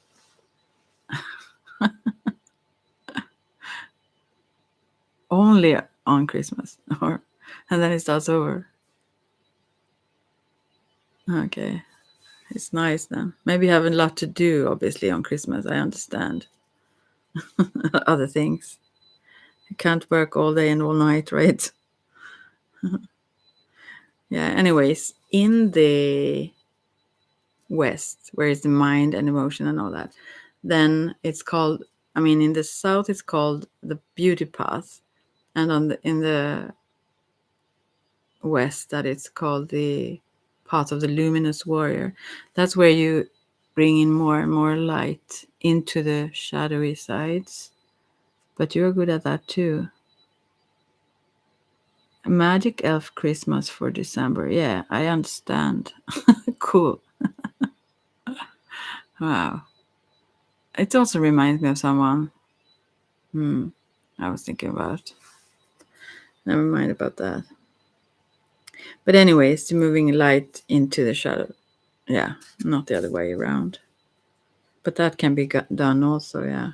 I just read a quote about that, about how I should be careful about who. Oh, no, it starts again. Who you not measure souls with, because, anyways. Yeah. So I'm very curious. I'm very curious about you, though. So tell me more. Tell me more. Tell me more. I will send you songs now. Although, I mean, these are no songs for you. This stopped now, I think. It didn't not. No, it didn't. Oh, you just vanished. I just don't see you. Uh, but I mean that. Tell me more about you, though. You worked with psychology stuff. Can you tell me what kind of things were that? Was that?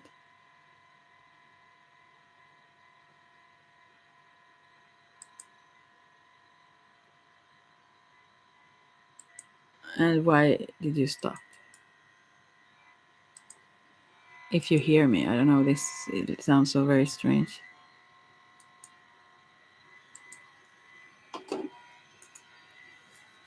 Let's see now.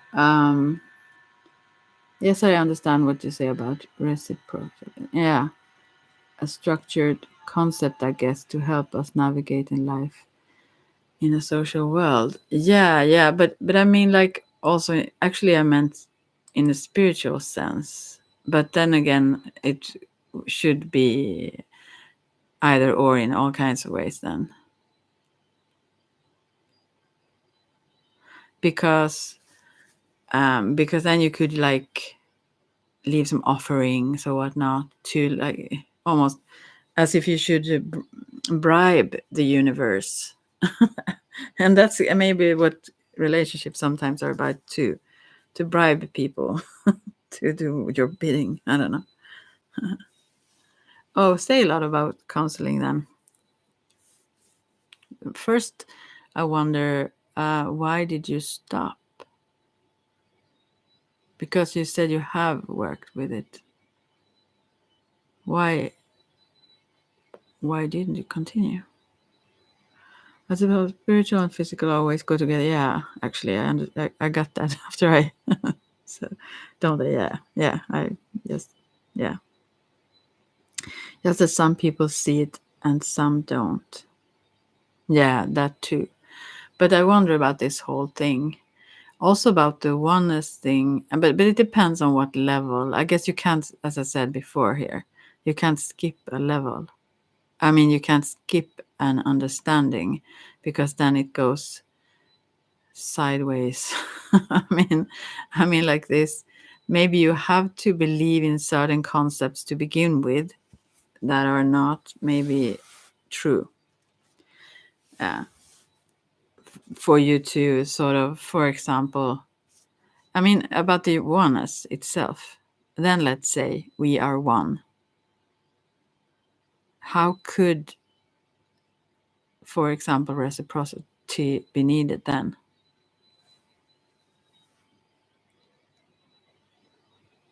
That's not like, then if you concentrate on what you need, for example, then that benefits me because we are one. I don't understand. I stopped counseling because life got hard with another child, really hard. Well, maybe I shouldn't read out loud. Tell me if I shouldn't. But it was actually pushing us on a path to where we are now. So looking back, it helped me and our family. Okay, psychology is going in a bad direction nowadays. Yeah, I can see what you're saying because I think, yeah, psychology. Yeah, I don't know what to say more. You know more about that though. Yeah, it's really strange things, I must say. And I overall, I am skeptical. But maybe you can actually help me with this little concept. I think maybe you've tried before. I'm in the next room. Lily got bored. I understand her. Oh, little one. Oh, what a patient.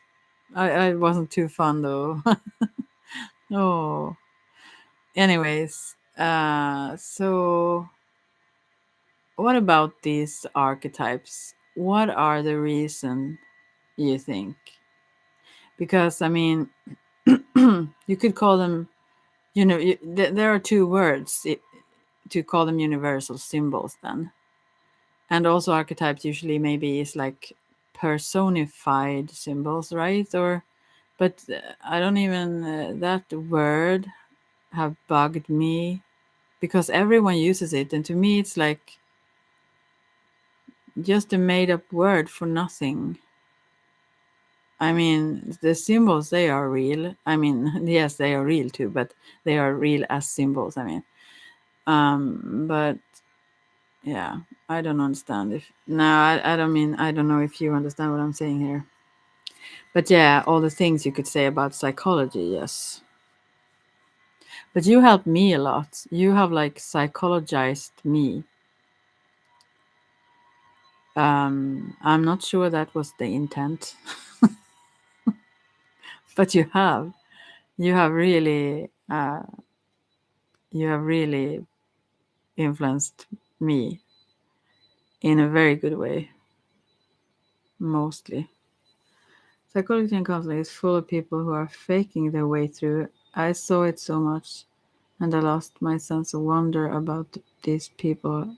Yeah, they were kind of stuck in a thought process. Oh, they're so sweet. You are one of the few, and I love it like that. I really don't would.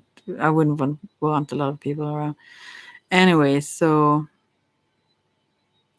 thank you very much for that. Then that's not too common.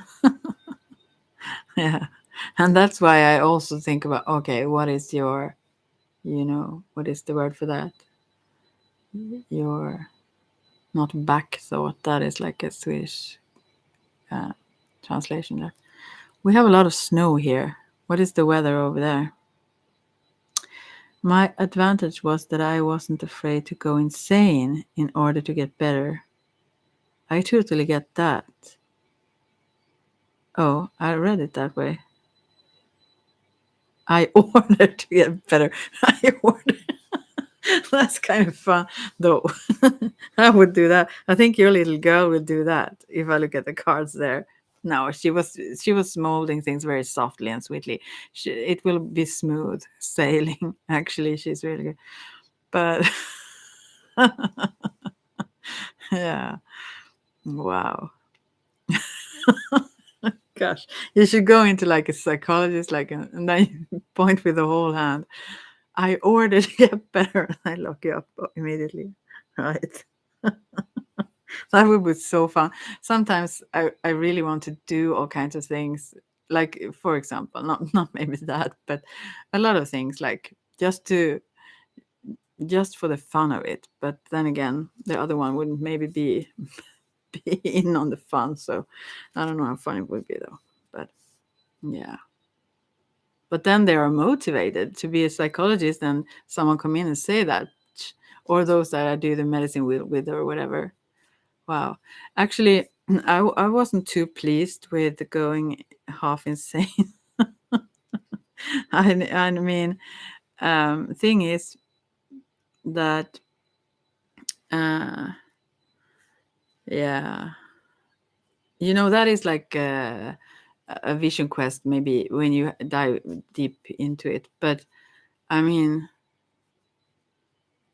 yeah, what was I going to say? Let's see. Sometimes I feel like I say things to people from a subconscious foundation. I found that the right words came at the right time when I was trying to help someone. Yeah, I think you are very special. I mean, and also the brain itself is very special. Sometimes, I mean, yeah, sometimes, how can I say even? Well, one thing I want to say here now is that there was a time when I was like, I thought I was like, not maybe insane, but I had like a psychosis of sorts. And at that time, there were some people who had pushed me too far into some sort of, you should dig in your childhood things, and I should answer some questions, and I did. There were some like work through your childhood, adult childhood things. I don't know, and then the woman, she wasn't trained in anything, or she just, I mean, sometimes it's also not very good maybe to. Now they are like sliding with the cards out in the snow outside. They have a lot of fun, the kids, gliding around. Anyways, so um, what was I saying? Yeah. Then I realized channeling love without knowing it. I don't know if it's love all the time. That channel. Wow. Yeah, I think you can tap into all kinds of channels sometimes, but maybe. But you know what? Anyways, I was going to say that then I was very sick. I mean, I was almost dying physically, and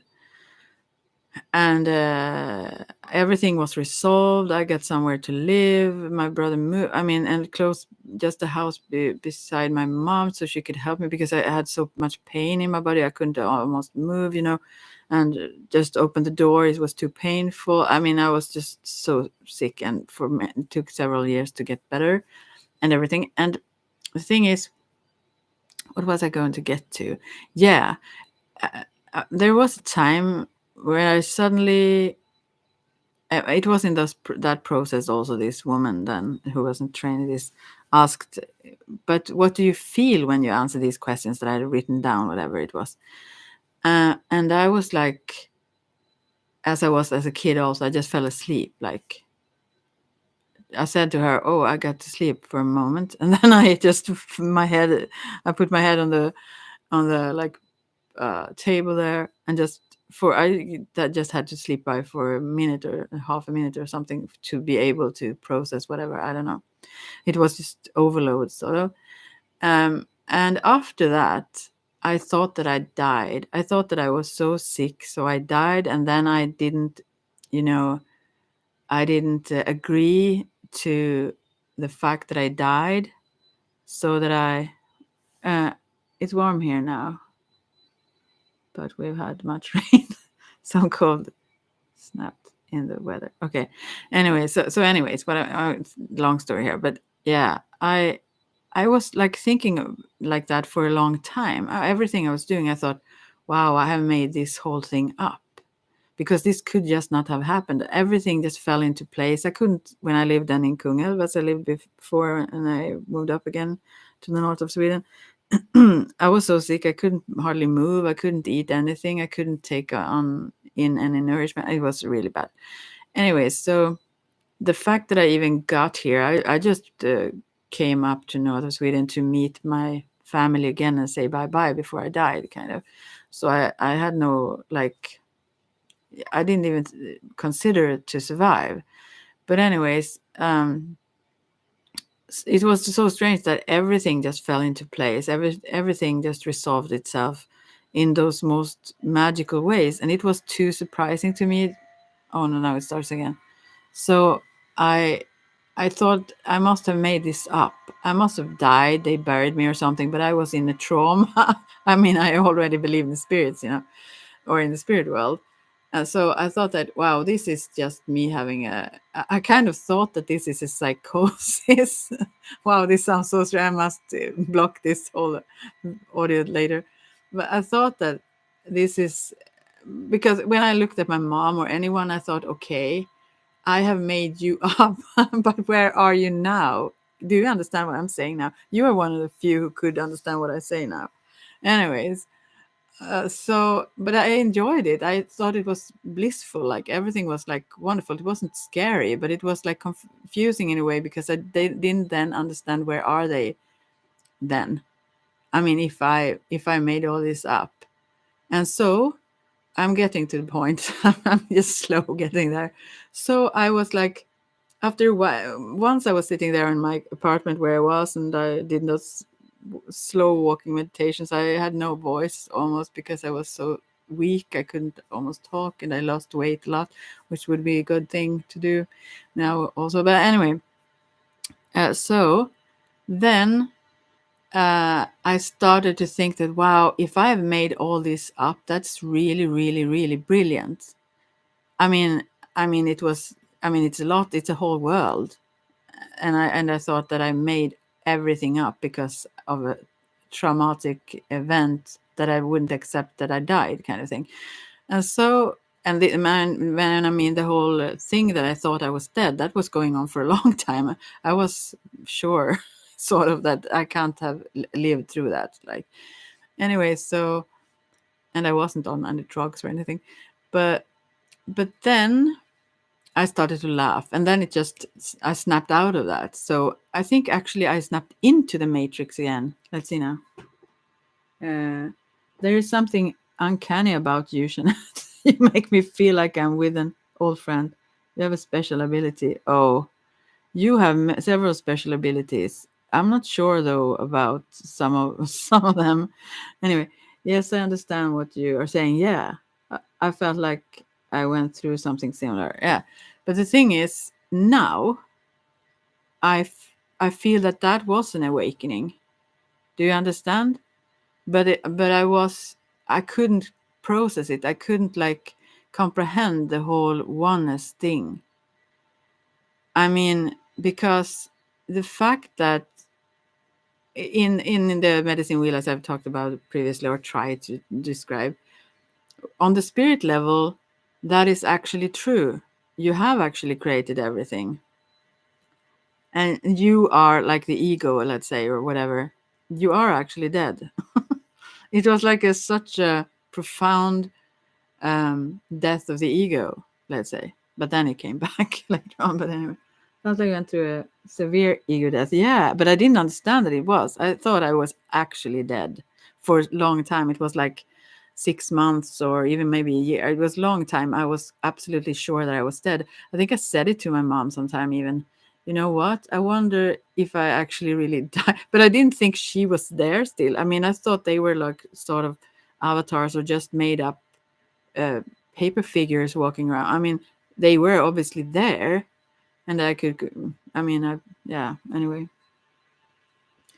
but that helped you understand your true place, and you got to see how the world works. Oh, I'm sorry. I need to talk into my.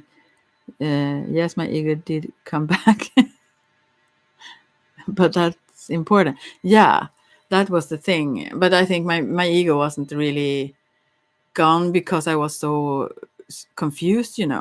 I was really. I didn't. I wasn't like um my fears weren't gone. It was rather more scary because I didn't understand much of what was happening. And also the part where you came into my life, ego is not a rampant tyrant anymore. Yeah, yeah. And I mean, when that part of scary things, that was like a repetition of all the fears in my life, kind of thing. And wow, like, oh, talking about pushing. And after that, I don't have fears in the same way. I mean, then I knew that there is nothing that can actually harm me. uh, so because I know who I am, and in that sense, it was like after those kind of vision quests, let's say, then it was more like uh, not intellectual. I didn't think that, wow, I know now who I am. It was just such a profound knowing of who I am, so nothing can shake it. Do you understand what I mean? And that was way different. Although in the midst of that process, which was something I wouldn't want my worst enemy to go through. Wow, I mean, really. Anyways, in the midst of that, I knew that I also could just take a little step to kind of this sounds so crazy actually, but I have said this before also to you, but I knew that I could like choose to go into kind of a full enlightenment because I was uh, on the verge of something, but I didn't dare take that leap because I was so unsure what would happen. That little tiny fear did I have left, like, or at the time I was terrified actually, but anyways, that little change was like I knew it was so close by. It was like so I could almost like touch it. I could just the only thing I needed was a tiny bit more bravery, and I didn't have it, so I did back away again, back into my little, I guess, ego structure concepts variant. But then I now gradually and slowly have worked my way to it again in a better way. I think for me, maybe I don't know what would have happened then, but ego, yeah. I really do appreciate what you're saying. I went through exact same thing with shift in my inner perceptive, yeah, perspective. You say, yeah. Do you know how freaking hard it is to find someone to talk to this stuff about? Yeah, I guess. Yeah, and that is the problem when I now try to also explain the medicine wheel, because those who go through the process or part of it and start to see those things that they see themselves, they obviously know that they know what they know, but then they don't know the rest of the path until they are there, and sometimes that may take several medicine wheels or years to even. I hear others who talk also about, for example, that now I just label it medicine with, but whatever those dimensions within, or so, uh, of who we are, they aren't just within when, but then I see that they don't know this. They don't know. They have just. Do you understand what I mean? Some people talk about it, but they don't know it. You hear that so easily when they try to explain what they haven't an experience of at all. I'm not meaning this in a judgmental way. I just hear that they have no clue. How judgmental is that? But uh, do you know? Yeah, yeah, you said that. I've read that already. Yeah. You're the only one I've found who can discuss this. I think also I just saw uh no, I was trying to wind down, which I suck at. And then I can do that when I see like scary things. No, it wasn't too scary, but it was like these unsolved mysteries things. And I watched the on Netflix, the third season of no, it was, yeah, the second uh what do you say? Third season and second whatever it's called, about UFOs anyways. Why do I even say that? Yeah, because they didn't talk about it. My mom, now I out her, she wouldn't like this, but she was in it. I mean, I also actually, but it was clear what she saw. And afterwards, someone else said that they saw it that same year at that same place, someone who lived there around, without knowing what she had seen. That was crazy. But, anyways, what I was going to say is that they were also forbidden to speak, whatever that then was, whatever technology. But I mean, uh, that is why I don't think a lot of people maybe have experienced it, but those who may have may not want to for same reason I don't want to keep this up, because that would not sound great to most people. Uh, do you not also think that because we are going through a consciousness shift in the prophesied Kali Yuga, that is most likely the hardest time to survive this time period? Yeah, probably. Can't expect too many good times in Kali Yuga. But that's how I start to laugh. But I demand to be. What was it now? No, it wasn't demand, but I command to be. I just no, but I mean we. That's like the Matrix. I mean, uh, gosh. I mean, I order. Yeah, yeah. That was what you said. I order more time. I order another time. No, now, not the freaking Kali Yuga. Wow. Why did you order Kali Yuga? That's what we have done. That's what our essence, our creator. We are the creators. You are. I am. So I mean, yeah. That is what we can. That is what we can shake. We don't have to live in those concepts or prophecies. That is like saying, I don't know if you believe in karma, but yeah, we did order it, the whole of it. And that's when I started not be bitter or pissed or angry, angry or feel disappointed, or not that I don't. I'm not saying I don't do not feel those things sometimes, but and sometimes often even. But I mean, I was clinging to a certain. I guess even you could surely call it hate. I mean, really, really darkness.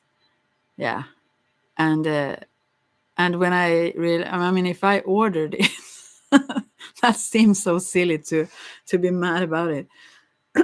But yeah, I mean, I've never believed in demons, but this sounds really, really bad. What am going to say now, but in that period of time where you also were around, I mean, then I actually considered that because I couldn't really, when I did not take that little jump I talked about, which was just like huge, but there were so many other things that I saw and understood at the time. But what I thought was that, and especially when I listened to other people talking, actually, or or saw other people, then I thought that this is not them talking. This is like their, let's say, mechanism, or how should you say, it's their brainwashed. Yeah, you could say that. I just heard sometimes that the people didn't talk themselves. It was something talking through them in a negative way, let's say. Okay, let's see now. Just what the doctor just what the doctor ordered.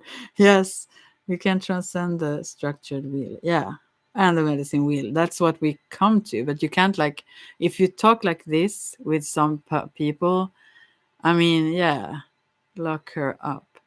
I mean, but if you start to, and the thing is, even the little gap between the south and west, let's say the physical, sensory perceptions and stuff, and where you experience through your senses, you see it, you touch it, and to the more psychological part, with the, although that means like soul, which is weird, but anyways, to the thoughts and emotions and all that, even that little shift can be such a huge discovery for people, and they have to, like, do that. They have to discover the power of their thoughts and those kinds of things themselves. I mean, you can't really discover it for them. And if you then should jump away all the way to the spirit, I mean, and tell them that they ordered it. I mean, yeah, but you say it. Maybe you say it on the mental level, but and maybe maybe they also even understand it somehow. But the also I like the whole negativity, or the what can you say, the resistance that is so harsh. It can be so super harsh until they discover that it's true. I mean, it could be as if you smack them in the face. That's what I felt you did. I mean, it's like, or I mean worse actually, but anyways, and you mean so well. You are so loving, and you really mean the best with the truth you give or share, or just say what you see, but they feel so, they get so offended, and and and then when they start to realize that, wow, this was so loving and it was all true and everything, that's a fun process to go to watch from the sideline, so to speak. um hmm. The experience you just described is transcending it. Yeah. Alan Watts, yeah. Talk talks about the trap of us trying to beat the game. And we do, and when we do this, we get sucked back into the game. Quite the paradox. Hi. I need to cough a bit. Yes, you can post the question, Jasmine. Jasmine. I will pick some cards for you then, Jasmine. Do you stutter? No, I'm just kidding. This is the silly channel now. No, all right. We spiral away. What are your questions? I do not answer questions on what someone else feel or think or so, but I can ask about. I mean, I can answer about a relationship. Do I have a stalker on my Instagram account? Well, let's hope so. Don't you want to? I mean, yes, it's the government. Yeah. He said it. Sorry, I'm sorry. We are just kidding. I mean, I take your question seriously, but that's correct. It's not a joke, though. That's really true. What is it then? Okay, I will you for Jasmine, and we don't mock you. For don't think so. We're just silly. Mm? So, but all right. So, um, or if this is just you who come in as Jasmine. Okay, now I will just the John Holland Tarot. Do you have a stalker there on Instagram, Jasmine? I will pull a card for that and see how it looks like. Maybe I must change the deck here. I must take another deck, I think. I'm sorry, I do like that. Where is that one? I will take the voodoo cards, I think. I have a deck that I love, but I don't know where it is. Yeah, it's here. But I take the voodoo cards. Let's see. Let's see. I will just shuffle for a bit. Oh, I dropped it. So let's see. Oh, this card. It's almost like I knew it. It says possession. So actually, this is yeah, you do, Jasmine. As a simple question, because this card is like the strength card in common tarot. Yeah. So, and but it says possession here. I mean, not the ownership as such, but it could like mean that. But it's like being possessed. So this one is sort of possessed, obsessed. You could also maybe say, I guess. Oh gosh, everything rhymes now. This freaks me out. No, I'm just kidding. It doesn't really. But what we were talking about before you came in with your question, this may be beyond what you think about things, but the spirit is always the one. I do modeling on my Instagram. Okay. But you create your I mean this sounds I'm trying to be kind and nice here. Fill in the blanks. Elifas, however you say your name. But anyways, in this card it is like spirit riding the voodoo priest. In this deck it's the voodoo, but voodoo is a good thing. But anyways, so what this means as a broader in a broader spiritual perspective is that somehow this is for your awakening. Do you understand? I mean, this is to wake you up for to see something. I don't know what. So it could be that these outer things are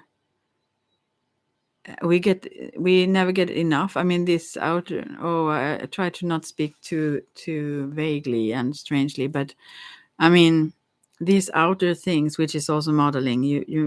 It's the outer, kind of superficial in a sense. Although I'm not saying it's not important, but the things we get obsessed by, those are oftentimes the things we crave something else. We crave maybe spirit. This person may crave their own connection with their own spirit more, and so they cling to something in this. It could be all kinds of like it's an addiction really. So it could be anything, but something that make them, him, whomever, more and more empty the more they cling to it, and that is why it becomes obsessed, because it drains the person of their own spirit, because they focus on something that is not nourishing, is too limited for them. So I'm sure deep down you would love to have a stalker. We all desire a stalker, but it doesn't usually turn out to be someone we want. But instead someone who represents that which you repress. That was interesting. Is she still here? I don't know if she left. Maybe we were too weird. We weirded her out. Also horrible persons. I'm not sure. But anyways, maybe she listens. But um I think about your question here now. I mean, you, Elifas. Yeah. I mean, if we think about how we talked beforehand, I really hope that helped her. But she maybe just wanted to know if so or not, boink, and then I don't know if she left. But I think that obviously it represents what she repressed. Maybe she doesn't understand it, but also she created it for her, let's say, higher self. That strange word. Um, Created it for her somehow. Maybe to broaden her own vision of herself, to be not defined by those outer things. Maybe she wants to get rid of that, or not rid of that, but like maybe she wants to break that shell and touch her soul more. We always get what we want. Are you screaming? Why you ask so many question marks? We always get what we want. No, we don't get what we want. But we get what we ask. What did you say beforehand now again? That's funny. I don't think we get what we want, but we get what we create. Yeah. Yeah. Do you also hear a song right now?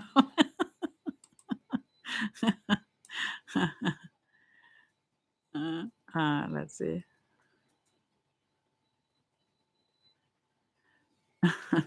But no, oftentimes we don't get what we want. I don't think. Do you think so, really? Or I think that we get what we create, but in a broader sense, yes, we do get what we want because we want to evolve, we want to grow. Yeah, yeah, exactly. I would just put it in here for us. No, but yeah. So yeah, in a broader sense, that is what pushes us. What we do not want pushes us to evolve. Yeah, it pushes us to also realize that we do not want it. We need to change. Either we change the create, or we change ourselves and grow, so we can deal with it in a different way. So I think we do get what we want. We just aren't always ready to accept it. Hmm. Yeah, I think so too. I mean, no. I mean, yeah. Do you understand what I'm saying? The duality of this world works this way, doesn't it? Yeah, and yeah, and it on different levels. Yes, spiritually, yes. Spirit always says yes. What a lovely partner. So, yeah, we always get what we want, and not, because on the more other level, we totally get what we do not want. Oftentimes, before, that's the fun time. I mean, now we are at the fun place, you and I. I mean, we touch onto it, and we stumble now and then a bit. But I mean, now it's fun to be an alchemist. That's fun. You are one, I am one. That's totally fun now. But it's not too fun to not know how to do that, how to be that. Then when things come your way, I mean, it can be tough anyways, but it's for a good purpose. It's for your good. It's in your favor, which probably she doesn't know that this stalker somehow is in her favor. And obviously, I'm not saying it could be a violent person or whatever. I'm not saying she shouldn't like find whatever she needs to protect herself or whatever. Each situation is a chance to claim your inner role as king. I just love the whole claim. I'm not claiming this krona. No, no way. The crown. Yeah, I understand. Yeah, but yeah. Oh, wow. Uh, I'm sorry. You just make me laugh. Right. Mhm. Yeah, but yeah, it's a spiral, and we can't stop growing. That's also a problem here. No, now we come to the problems, because it's always, the whole it's expanding. Yeah, thanks. Now I can't laugh even because of that. But it's expanding, this whole spiral out, keep going. We must listen to that too, right? Spiral out. So I mean, yeah, what do I mean? Yeah, we constantly keep evolving. So it's evolving, it's called. So it's not like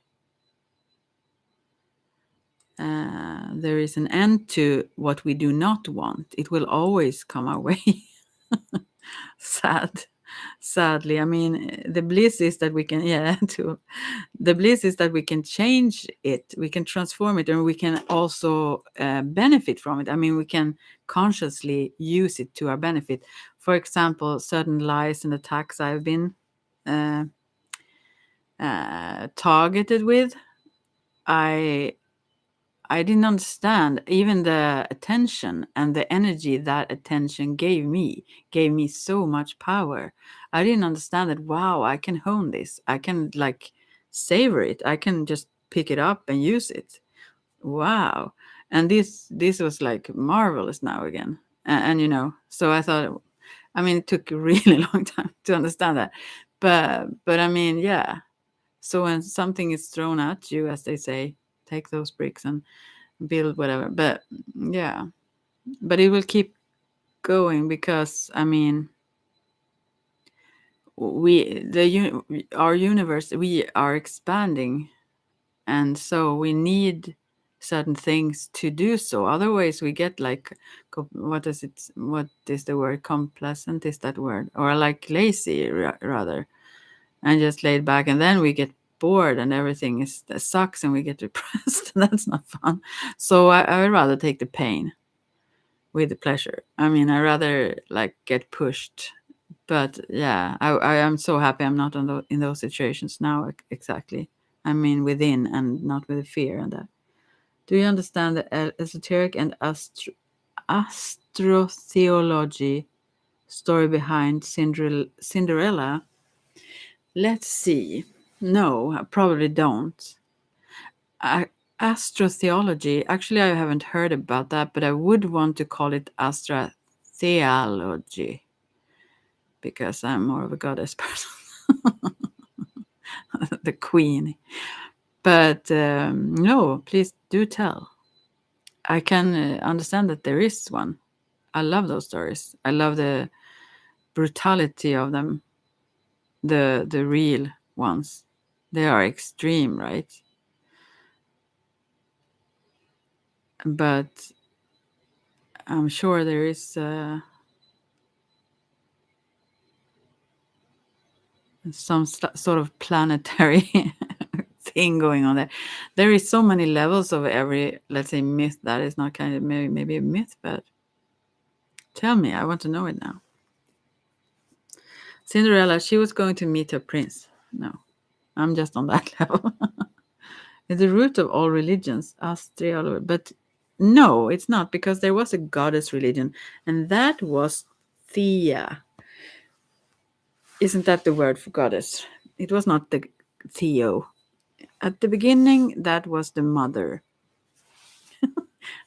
Was it the hen? Was it the egg? It was for sure not the Theo. It wasn't the god. It came after, like in history. Those mother religions were like the beginning of it. But anyways, I understand what you're saying. Um, tell me more. Like the myth of the planets and stars. Yeah, I get it. Seed from the goddess each month. Every man receives a seed from the goddess each month. And every goddess receives a lot of seeds from each man. No, I'm sorry.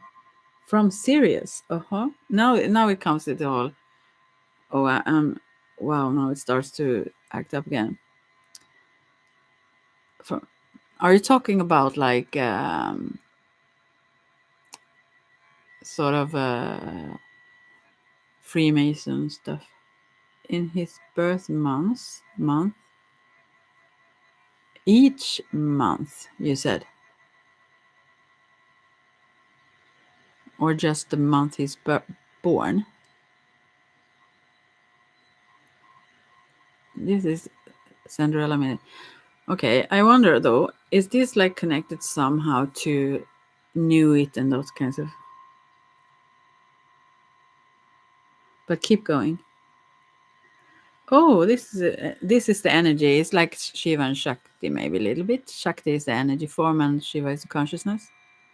But then again, the material. Keep going. Spiral out, and I will see if I can get it. But the thing is, I've heard many. I will ramble. Meanwhile, I will follow you also. But meanwhile, I have heard a lot of things. I mean, you can use all these things on many levels. It can be also used as manipulation, obviously, and changed or whatnot. But it also have truth in more other levels.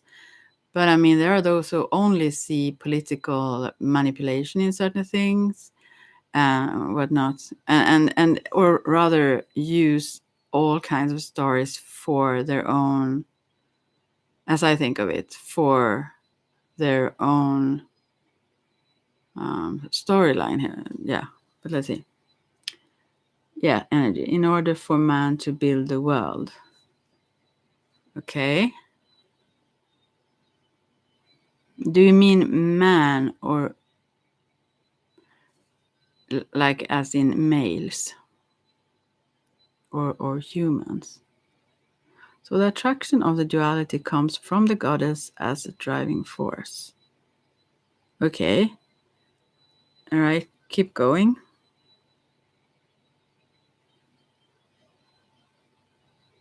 You're right. Okay. Yes, masculine energy. All right.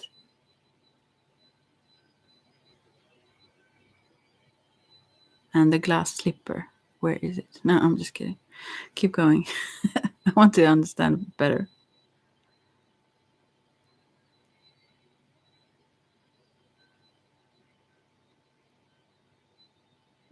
I think I get it, that part. Yeah. And soon you come to that whore of Babylon thing, right? Oh, is it you? Is it here out in the car now? My own stalker I have, right?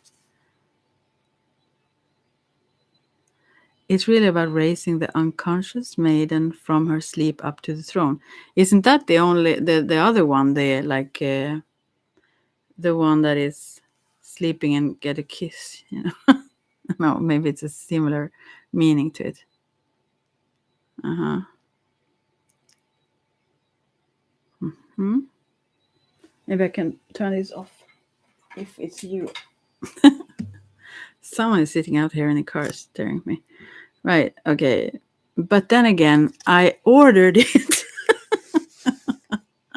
So whatever. Uh, raising the unconscious maiden from her sleep up to the throne. Yeah, that's beautiful. I understand the whole I'm not the concept, but I understand what you're saying about the whole. But the good thing, no, it was my neighbors. It's my little neighbors. But anyways, I was like, I'm so brave. I was like, there is snow up onto the half of the window. So if I just bow down a little bit, then I couldn't see that car. So now, anyway, so the prince who I the representation of the divine law comes to claim her and make her royal, no more peasant. What does peasant mean? But you can't really translate that to Swedish because I guess. Okay, Cinderella receives help from the animals who represent her intuition. Yeah, that's kind of clear. Yeah.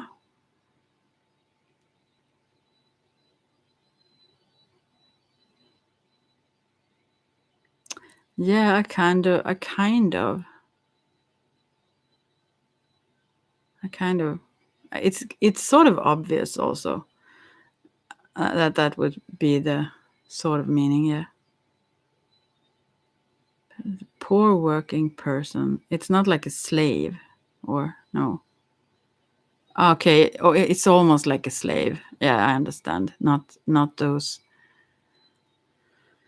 slaves, but like everyday poor slave peasant. Is that even how you pronounce it? Yeah. Okay.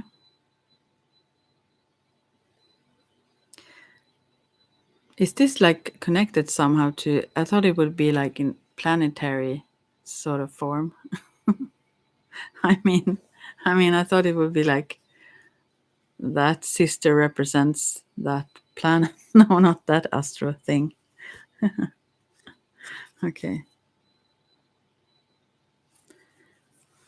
Oh, I want some water, but I don't can't go and get it. Mm-hmm. So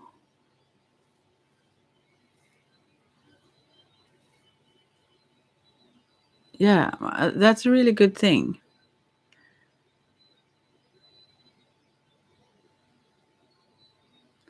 Divine law.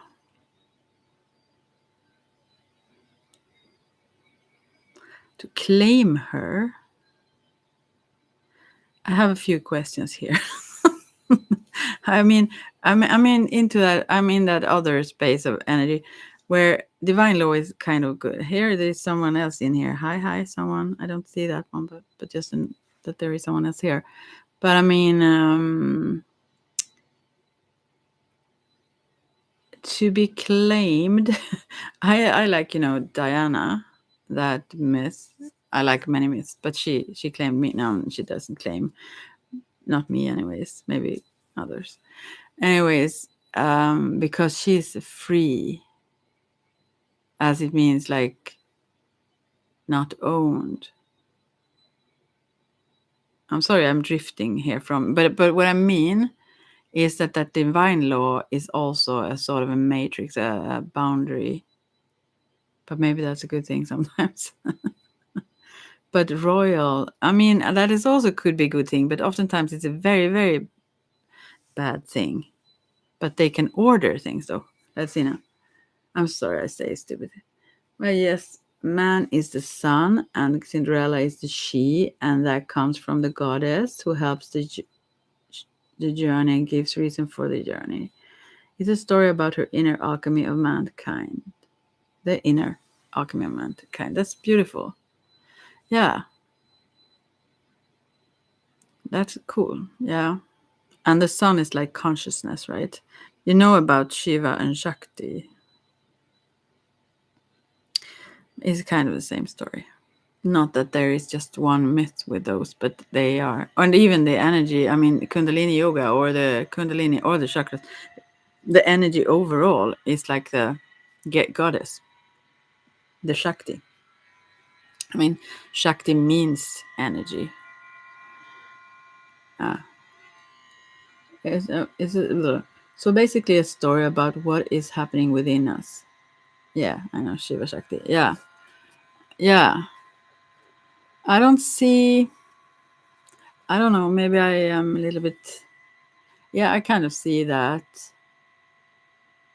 But then again, I sort of think that a lot of stories, yeah, the two snakes, yeah, those nadis, those larger ones, the Ida and Pingala, the moon stream and the sun stream.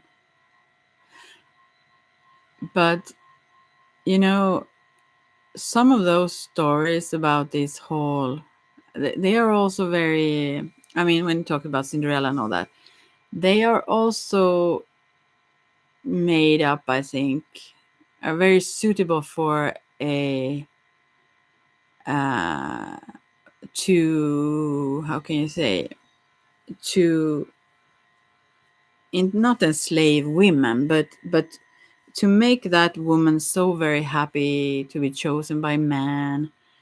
I mean, on that level, it also is a tool um, to rule, how to. I rhyme today about now and then, but I can see how it is in all kinds of myths, or many, at least since patriarchy came about. Those myths are oftentimes the male are seen as that one. A story that works on many levels, depending on your degree of inner knowledge. Yeah. Let's see. The two eyes of Isis. This is very, very interesting to me still. You talked about this long ago, about the mysteries of Isis and all that. I'm very, very curious. So, yeah, the degree of inner knowledge. Yeah, not only inner knowledge, but also, I guess. I mean, I don't know. You know that, but I guess it also have to do with how you connect the dots. Yeah. Does sex matter all re, if we all reincarnation? I mean, sex matters because it's nice, I think, right? Why would we do it ourselves? I mean, last life I was a woman, all right. But why are question marks there? I mean, the whole procreation, next life. Well, I've been male almost all my life, not all my life, but the previous lives that I've seen, mostly a male, a man. I have a little bit hard time to adjust, I think, to being female. But wait a second. I'm still trying to uh, comprehend this. Yeah, but do you think I'm not trying to bring it to the political sphere where I don't really want to be or like worldly like such, but can you see how that can also be a tool to hold women down, the way the story is told, in comparison, for example, with I don't really understand that last question there. But anyways, in comparison with, for example, Shiva, when Kali and Durga, when they got out of hand, like crazy, even like Sekhmet in Egypt, you know, I don't know who stopped Sekhmet, by the way, but something. It was maybe the sun god or someone, wasn't it? Anyways, so but she was laying down, calm beneath Kali, and she was like dancing in frenzy, killing all the demons. But I mean, yeah, on top of him, and he was just waiting. I mean, he knew that he was trying with his presence of the consciousness to like just stop her from destroying all of creation, kind of thing. And she cooled off a bit, and so he saved the the planet. Now he saved the world. Let's say. It's just masculine and feminine energy in a body forced into a structure that culture cling to. Yeah, yeah, but I think it's not only.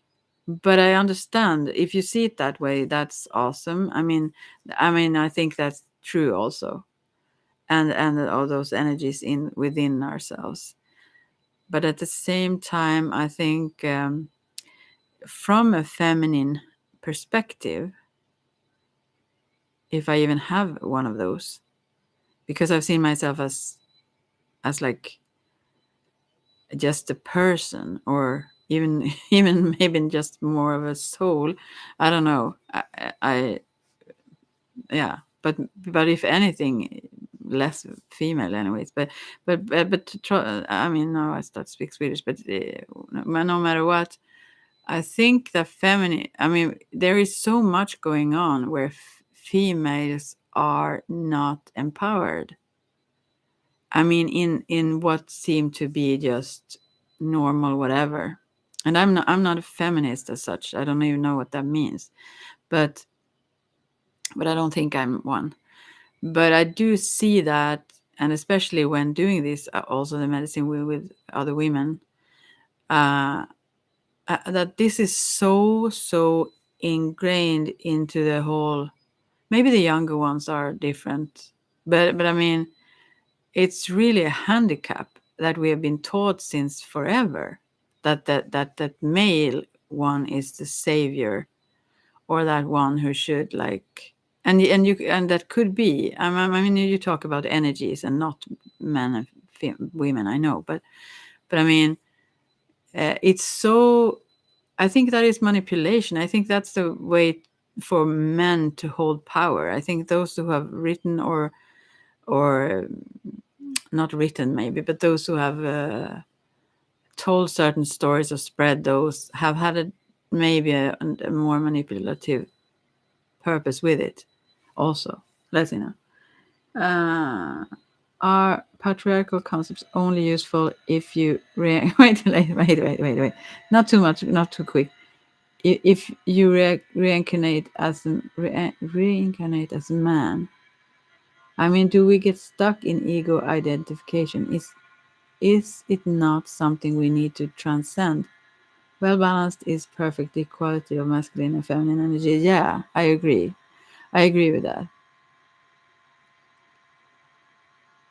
Is it only useful? Yeah. I think I'm a matriarchal person.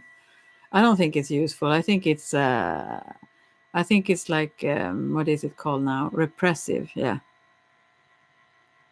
Because why? Because, but I'm not so sure. I mean, I will maybe change my mind, because this is on a very just discussing political kind of level or worldly, whatever. It's not like an insight. But I think that we are different. We are like we have different. I mean, each individual is different, and so. But what am I going to say? I must feel if my computer is too hot now. Anyway, I think that females are. I must talk about it like women and men, otherwise I get confused myself. Women generally are taught that, or not taught, are like they care for the rest. I mean, men do that too, obviously, very very much so. I'm not saying men don't. I'm just saying that I mean, instinctively and so on. You're men are very protective as such, and that is super good for women as well, and children, and everyone. Um, so we need our heroes. Uh, just that because that is a stronger ego. Have you read about psychopaths? But I don't like even psychology, as I said, and those labels of psychopaths and so on. But when they measure in the brain something, as at least they say so, I don't know if it's true. The male brain is closer to psychopathic, let's say. In not always, obviously, there are female psycho. I saw that other when unsolved mysteries that next after the UFO, I saw this whole there was a woman who killed her man. Anyways, she probably was a psychopath. And I've met female psychopaths also, at least some. Let's see now. Women deserve better treatment. I agree wholeheartedly. I hate the groupthink. I want to deal with each woman in a one-on-one relationship. We get,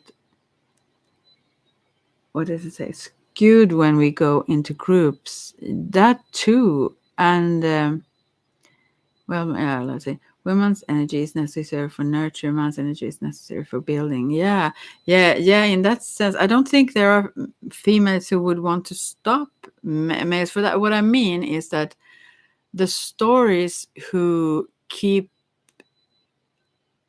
women's power uh, hidden from themselves, men knows it. Men knows the power of women. I think every man knows it. But there are those who don't respect it, though. There are those. But I mean, I think that's instinctual too. I do think that. So, but um, yeah. And I think the fear, there is such a fear. Also, I think those levels, talking about the inner and so on, I think we also about the sides of the brain and everything, how these eyes of Isis, you said, no, how they are closer connected than for a woman in a sense. If you talk about the right and left brain, at least, that's not um, s- such a barrier between those for women. I have heard. Anyways. So I think the connection to the soul level. No, I mean obviously not for every person, but still, I think it's since you are builders, and aren't you a Freemason still? I wonder, but since men are builders, they are also very focused on the materialistic and those kinds of, and need really to work on touching the other levels, which also women do, but women still, I think very few women can avoid that awareness fully. But it's misused still, or they serve only others or whatnot. Let's see now. Not idle. Women's energy is necessary for nurture. Yeah, you said that already. Yeah. Yeah. Um, yeah. And I think it's not only like group think, this female think thing, but it is too. But it's like in the whole world. I mean, it's like it's oh yeah, I can't even find the words. Yeah, let's see. I think we deserve a heaven on earth. Yeah, I think so too. And I know the true nature of man is to create and build it, and the true nature of women is to nurture and love it. No, I think you're wrong there. Our job is to manifest a beautiful world that reciprocates the beautiful inner world. Hmm. Maybe if you say masculine and feminine, maybe. But when it comes to men and women, I think that we are creators, very much so, equally much as men, if not more. Uh, and I mean, not as a power struggle as such, but I mean rather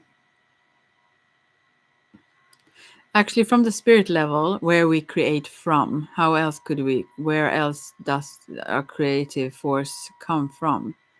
We don't even have those divisions, obviously, so we don't have to even. We all have that masculine and feminine energy within, so it's not a conflict actually. But I don't think that. I think we are. I mean, I you can't like, or do you mean like that? A woman does not create her world as her own world as much as a man does. I think we are trying to manifest what is internal, and right now internally, the zeitgeist, how do you say, of humanity is confused and separated in ego consciousness. Yeah, I understand what you say on that level in a way. But don't you always think we manifest what's internal? Don't we do that constantly? Whatever we want. It's hard to explain what I mean, but I do think I know what you mean. But I think you mean it on a different level. So above, so below. Yeah, so within, so without. Without, doesn't that sound weird though? It's like we are without it. It's outside. You should know. I don't know. It's right. It rhymes better. Yeah. Thy will be done on earth as it is in heaven. Yeah. So yeah, inside and out. Yeah, true. But it's like I think it's maybe not instantly mirrored because it's slower vibe in the physical. Well, I mean the physical have a slower vibe, but I think it happens instantly and always. I don't think that is some. I mean, but we can do it more consciously. That's why it's good to be more conscious. Yeah. But you're right though.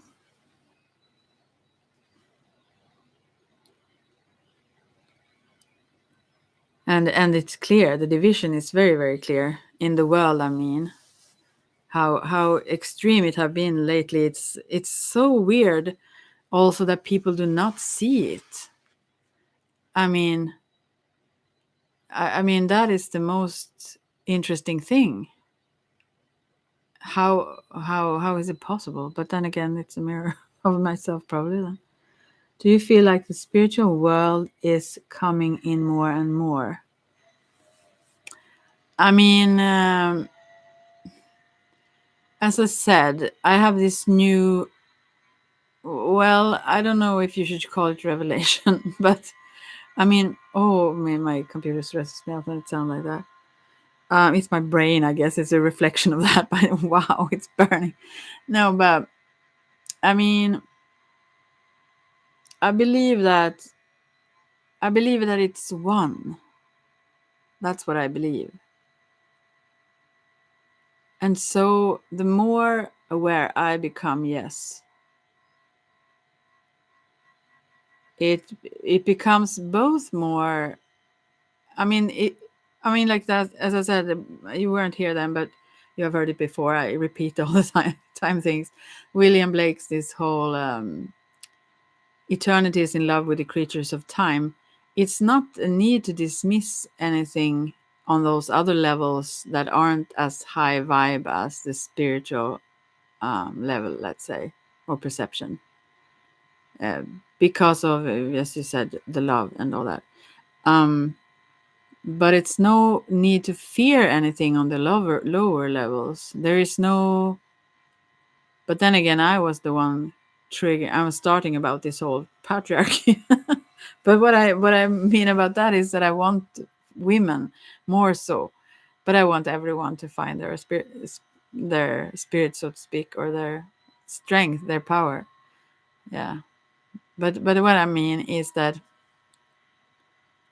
yes, yeah, I mean I believe I have never been as insightful as I am now. Hopefully, I will change and learn and grow and expand and evolve.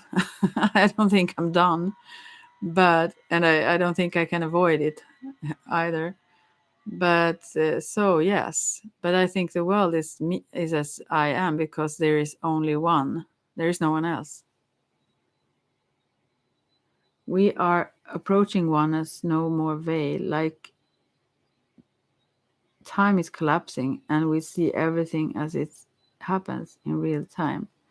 Yeah, but I think this is I mean, I've been fixated, no, but I read Spinoza before, which I love. It's very like logical. I don't understand the mathematical concepts he have, but his ethics, that was my Bible for some years. And Baruch or what was it called? Maledictus. Anyways, um, by the Jewish priest, so wicked, or who it was. Wicked was. No, that's not right way. Anyways, yeah. What he talked about then, what made sense to me, is that everything happens all the time, and everything is, I mean, everything possible happens all the time. You cannot not. I mean, because we are infinite creators, which means that there is, in a way, or it's expanding as it describes in Shiva, but I don't know about these things. I'm just rambling. But I mean, when he breathes out, the universe expands for eons, and then he breathes in, and it moves back into itself, like a black hole, or I don't know, whatever, and it disappears again, and then he breathes in the new, and so on. That is a picture of it, but I mean, I think what I do. Let's see now. What you say? I think that I cannot say it with words, and there is a reason for it, and you know it. Yeah, but it totally depends. Let's say. How about that answer? Because that is the problem when I think, because that's the dualistic world, where you have to describe, where you have to use words to describe, and there it always becomes like many people who have various degrees of awareness, and the patriarchy, everything like that. But in reality, in like a total reality, that's not true, because there is only one. It's only me. I could say it's only you, but then again, that is like a projection. But for you, it's only you. I sit here. I mean, just sitting here for hours and talk to myself, even before you got here. And that's what I mean with that psychosis thing. Even before you got here, I sat here talking to myself, but I'm still talking to myself in our conversation, because you are too. You know, that's how mad we are. And it's only us. It's only one. We just, you know, consciousness wanted to experience itself, or love itself, maybe, or see itself. So yeah, that's why we are here. And to recognize that, wow, here we are, as you said about time, also disappearing. I mean, I can journey back and forth in time, and here and there in places, and now, I have realized that for a long time, but to keep it, I don't know. We, yeah, wow, I just wrote that and then deleted it. What you just said, nice to sit here and enjoy our company. Yeah, you, you can just say my company, like, because it's only you. It's only you here. But I can't say that because it's only me here. Yeah. That too. That's cool, because the discussing ones who have different ideas, whatnot. That's the mental level, the west of the medicine wheel. But then there is the soul and the spirit, and that is like when people talk, oh, the fifth dimension, everything. I don't even understand this whole. I mean, it disturbs me actually. I mean the words, because you can't like say. They talk about the third and then the fifth. Where's the heck is the fourth? It's such illogical idea. I don't know. It is skips a step there, right? No, I don't care. Anyways, I've heard a description. I don't care what they call it. But I mean, what is disturbing also, if you, for example, let's say now, if you like someone, person that walks around that you can talk to and hug, let's say, or something, and you know them on a soul level. I recently met a man. This is not something I've told anyone thus far, but now I will.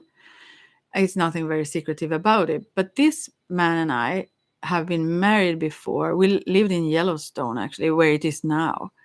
And so sadly, I got killed by some wolf or something pretty early in that. Anyways, I've seen that and I've seen that connection, but it could be like an illusion of my mind, of course. Everything could be. Everything is kind of maybe. But, anyways, so.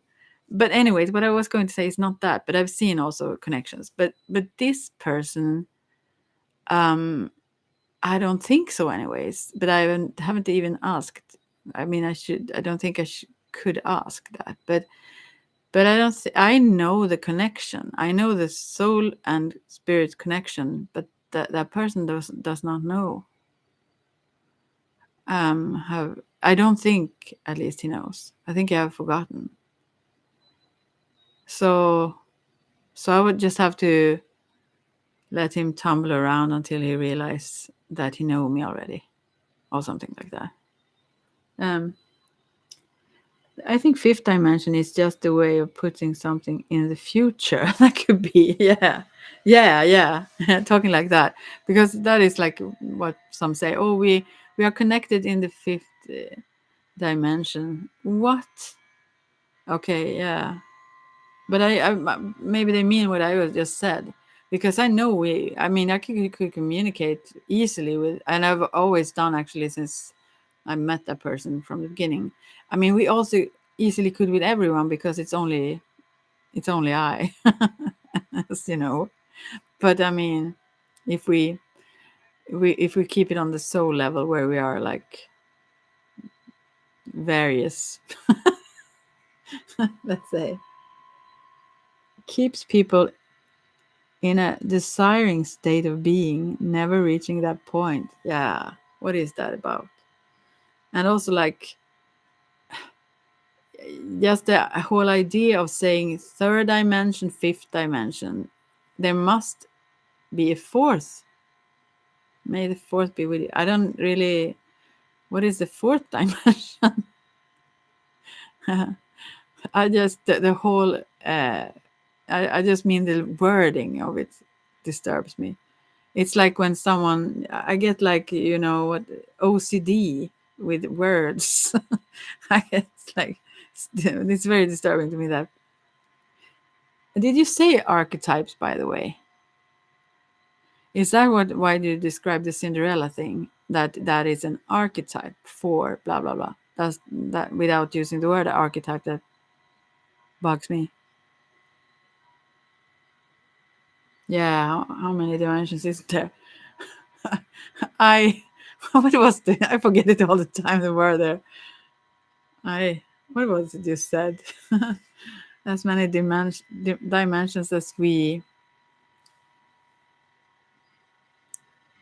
no, I don't remember what you said. Yeah. What was it you said there? How can I forget it all the time? I'm too tired. When you said like, not I demand a lot of dimensions. You said so fun. No, I've forgotten. Yeah, and it's cool that for me it says that one is here, and that's true. I mean the whole thing here. And I mean, if you think about it, then it can seem like, oh gosh, it's so very empty. I mean, I'm all alone, but we haven't. Yeah, I order more dimensions or less dimension, whatever. Yeah, but that's true. That's what I mean with this whole humble, meek thing, and even the discussions back and forth, and as you said about the ego divisions going on every time we discuss, even when we discuss those ego divisions, we are doing that. So, but I order. I mean, Words have power. Yeah. I will start to use that if I then remember it. There is only now. Yeah, only now and only you. But if I say it, it becomes wrong. So only now and only me. But if I say that, then it sounds very egotistical, and I don't mean it that way. But it's very, very, very crazy. I mean, think about this when you know everything comes together and everyone have been enlightened. I mean, only I then, because that's what's needed. Yeah. Then, or you. Yeah. Then, how we would think we have lost it when we think back. I mean, when I think back on sitting here talking with myself, with you, that is, in this, I mean, yeah. But then again, thinking back at anything would be have lost it. Yeah, well, let's see. There is only, yeah. The fall of man. I think of it like the story of Diana, when she, the goddess there, and Lucifer, then, which sounds like evil or say not mean things, but it's like the light.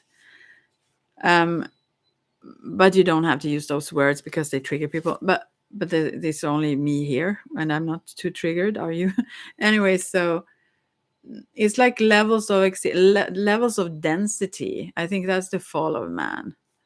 Fall from the unity is her and this male, or this like masculine energy then, and then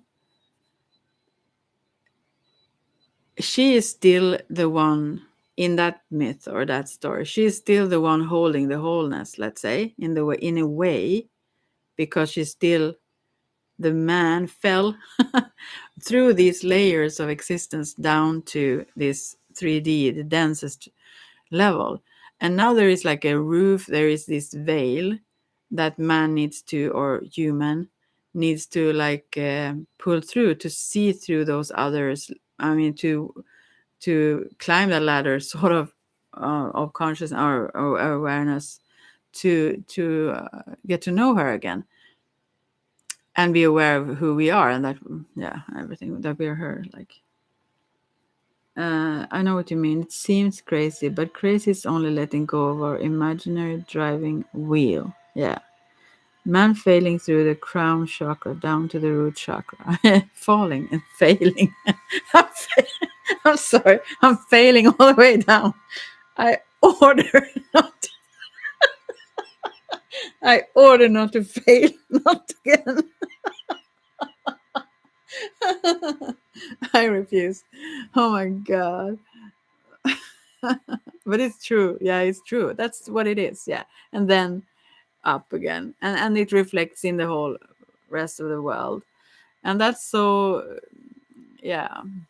I mean, you can only be disturbed. I mean, thou shall not fail. Thank you so very much. Thank you. Thank you. No, but I mean, what am I meaning? That that is this thing when I start to think, oh, all these women, I'm so lost when I do that, and I think, oh gosh, they need to.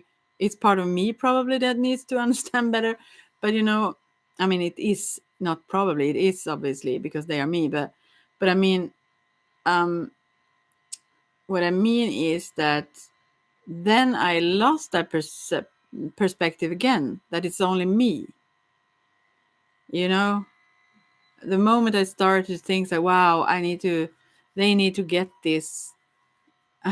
Wow, then I'm totally, then I'm like in this whole lower vibe again, and think with the ego thinking. Hmm. Else commandment. Thou shalt not fail.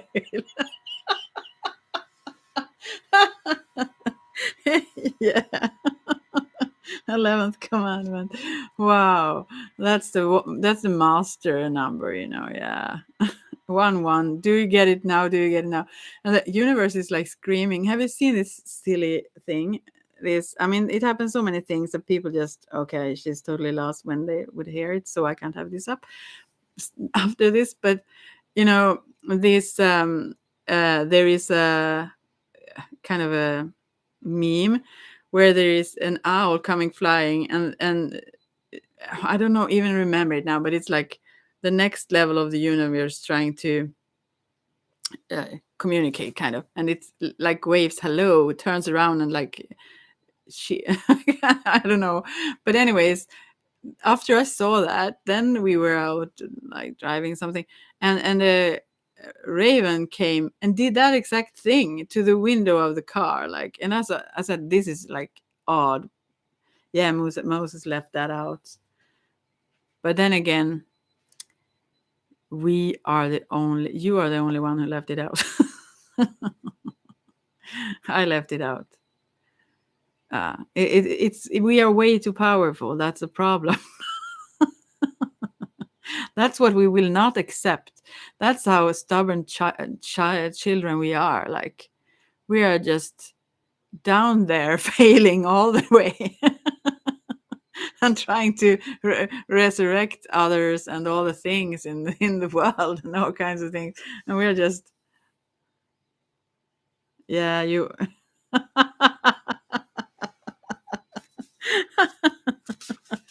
Wow. Yeah.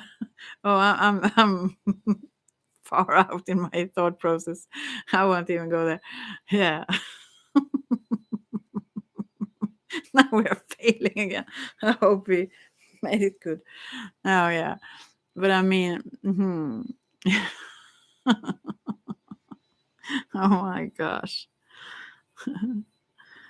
So, but what I mean. I mean, we are losing it all the time. Every time we speak, almost. Yes, didn't we though? It's way better to be the ones we think we are, the other ones at least. Oh, the cat, she's like tired of me now. She's, what are you doing? No, but anyway, so, but it's only me. It's no cat here. Clap, clap. Yeah, I mean, as long as we are concentrated on that or all the problems, oh, we think we're so not failing, Wow. You know, but if we are, then we at least can think that, and then we feel better. But it's not even happening. It's not even happening. So we like that also. I mean, Schrodinger's cat. Who is that?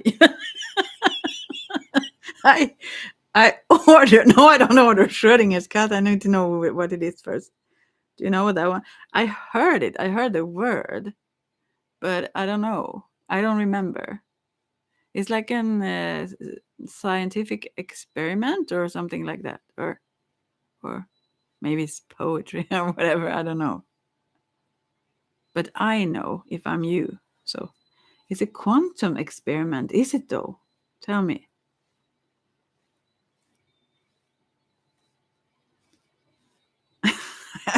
I can't think even. Now you have screwed me fully, because my little Schrödinger, she is like uh, with a little back paw. She's like her ear is itching. She have heard too much about it. Absorbing, yeah, that it gets affected by that it changes its vibes. Yeah, of course, because it's only it. There is nothing else there. And universe try all the time. That's what I was going to say before. Tries all the time. Hey, do you now see that it's you yourself? Hello. It keeps doing that. It keeps waving in all kinds of manners, and we are just totally blind, going on. Yeah. The cat is both dead and alive at the same time. What? Everything has already happened. Wow, I now need to take a deep breath. Nothing have happened also. Well, the universe needs an observer. Yeah. Sorry. Don't, you are not sorry. No, I am the one sorry. If you talk like this with someone else, like as if I'm you, I mean, we are one, then it's me who keeps saying this. I'm sorry. Broken my brain. No, but that's good. Wasn't all that good. It had failed already. Wow. But I mean, now I will think about the whole chakras all the time. So every time I speak on a different level, I will like think about how I fail and I order this elevator to go upwards. Yeah, I'm totally tired, but then again, I thought about going through the veil. No, I'm just no, I'm sorry. I'm sorry. I mean, I wonder though. Could you give me a little bit of a tiny? But you give me. I mean, it, and the thing is also now I think about that it's me. I'm asking this, and that's so stupid. I'm hypnotizing you now. Oh wow, are you? I like to be that hypnotized. But now something have really gone wrong here. I'm I don't know. Are you actually hypnotizing me now? Because I've been. Have you hypnotized me going like totally backwards here? I am hypnotized. I'm sorry. I'm just, I started to stutter. What is this? Have I been doing this with a? I'm sitting with some cards here, and just this is so strange. I must. You have what? And then you say, "Hey, what are you doing? What are you doing?" Wow, I'm fascinated though. Have you been? I've been touching this all the time. Do you know what it is, even, or are you just saying, "Hey"? Are you seeing me? Have you? What? I must just keep going here. Here, you know, I was like touching some cards, and I was at this card, the spiral card. Was I though? No, everything is strange. I'm sorry. Are you not? Because now I'm going to tell you what it is. That sounds really strange now. But I will just keep going until you are aware of this. I mean, this is so super weird. I have to go through all of it. Wait a second. Maybe I've gone through this whole, that's why. And it's not too weird anyhow. Maybe that's why. Let's see. Maybe I'm not crazy. I'm sorry, don't lose me. Don't go away. Because what happened here now, is that I have this deck of like what is called Shaman's Dream, obviously. Yeah. No, I'm not picking cards. I was just holding the deck still. I didn't know that I was doing anything, anyways.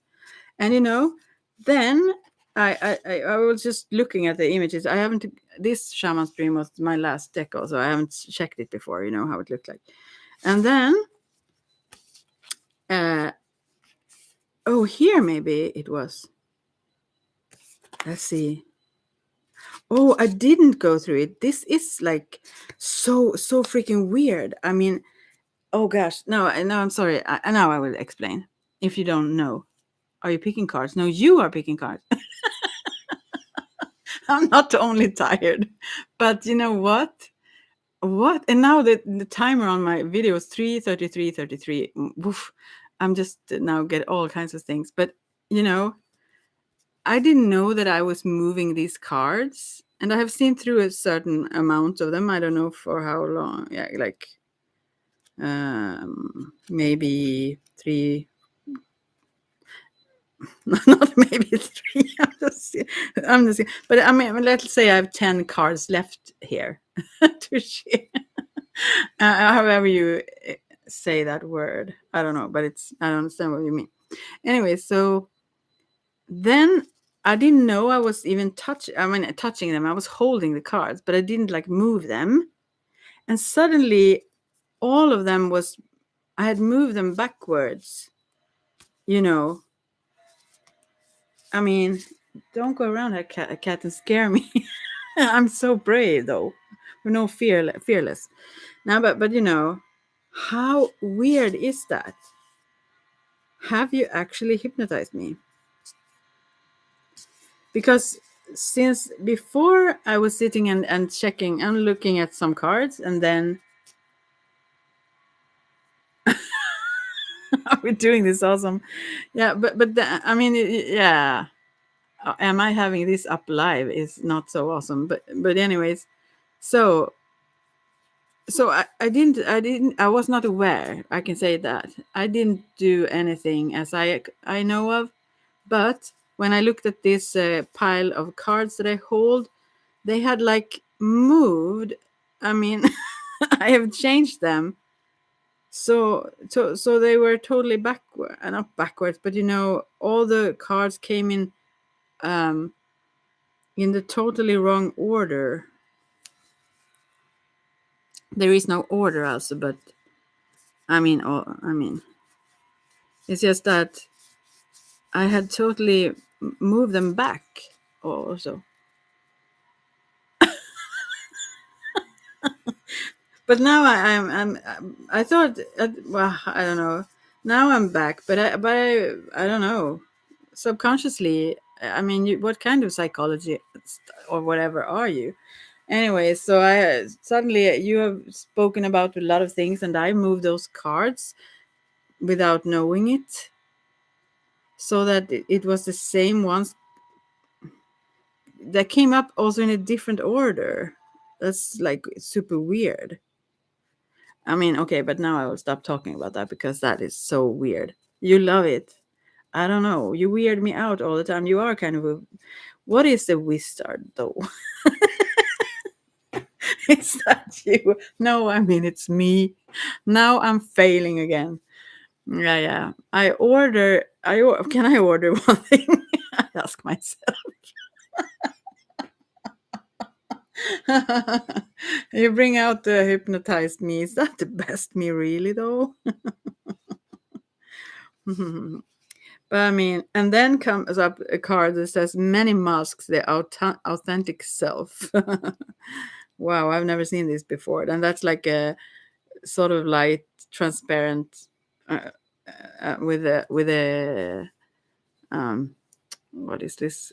The infinity symbol and stuff. Is there what is that? Yeah, the pearl in the clam. No, just kidding. Yeah, but I mean, yeah, this was exhausting, really. And then completion, Ouroboros, yeah, life, eating life, and the jaguar. I will just tell you which one that is left. I ordered to stay online for another 5 hours. Oh yeah, but then again, I'm the goddess. You are the one. Mhm. Empty well, time to replenish. That's what I'm thirsty. You see the cards. I mean, I know the cards, but then when they come like this, it stresses me out. The beloved. Whoa. And the medicine wheel, as I was talking about. What is this? Fortune's well. No, no, wheel. Luck and right timing. Okay. Lost in space. Is that us? Can you pull a card for me, my mighty goddess? Could you be my slave? Now I start. Lost in space. I want to see what these are. Needing direction. Eyes of the. Everything is for you, you know. Eyes of the eagle rising above the tree. I don't pull cards for new. I must just see how many are left here that I didn't check. The wall, obstacles, Pachamama, thunder, fire, earth. It's soon done. I will pull a card for you. Then there is a strange, crazy cat that plays a violin. What is this? Yeah, the journey. It's the joyous muse, inspiration. That me, craziness. Moon maiden, new beginnings, magic, and the moon, and then we are back on track. Okay, do you want cards, these kinds of cards? Do you want voodoo cards, or what do you want from this mighty mighty fail? No, I order. order. And then I think about those in English, the house of or whatever they are common. No, what are they called? They shout like order all the time. They scream at each other. They're the politicians. Oh, now there are people in the car again. Is that you now going? Okay, I will take this and see because I played around with them and you hypnotized everything. Well, maybe if they want to say, maybe I will change. I will change the deck. I will take the wooded cards. I like them. We will see which cards want to talk. Oh gosh, that was really stressful. Why did you hypnotize me? In order, court order. I'm going to pee myself. Oh my god. Oh, this is horrible. Now let's see.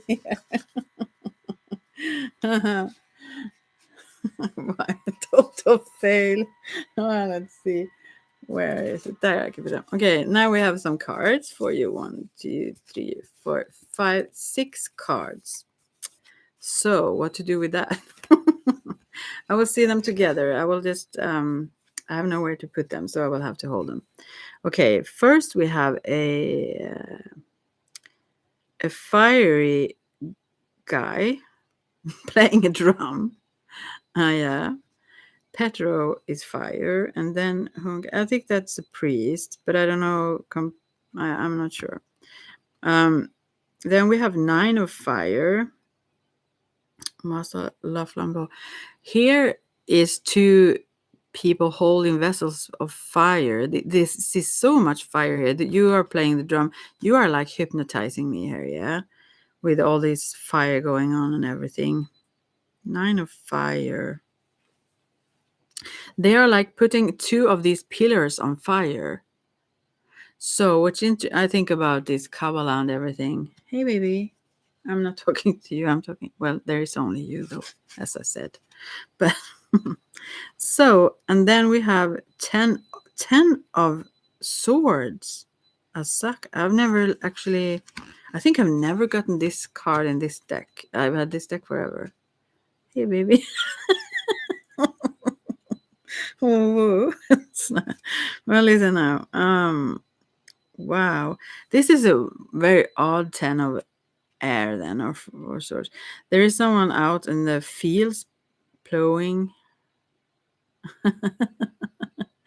and there is a rainbow in the sky, and this is someone that is kind of.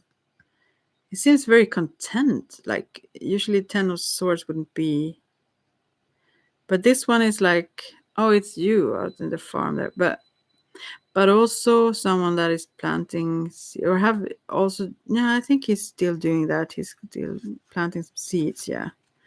Okay, or she, no, it's a he. Never mind. And then we see someone dancing. It's the 7 of, this is actually more of the card than the one I described for her, when the spirit is like possessing or dancing her rather than, it's like you, yeah, you dance me. Stop. I order. And then we have 8 of uh, 8 of now it starts to become something. I will actually interpret this soon. I will just ramble a bit. 8 of fire, which is a woman then holding this snake. Yeah. She's her arms and legs and everything. It's a huge green one. And it's in a fiery field at that. So something is very quick here. And then we have the last card, 2 of cups, which is beautiful, isn't it? It's like, oh, do you have dance for me, dance for me? How is that song? You must put a link. No, I think you can't. I must Google it later. I will just write it now.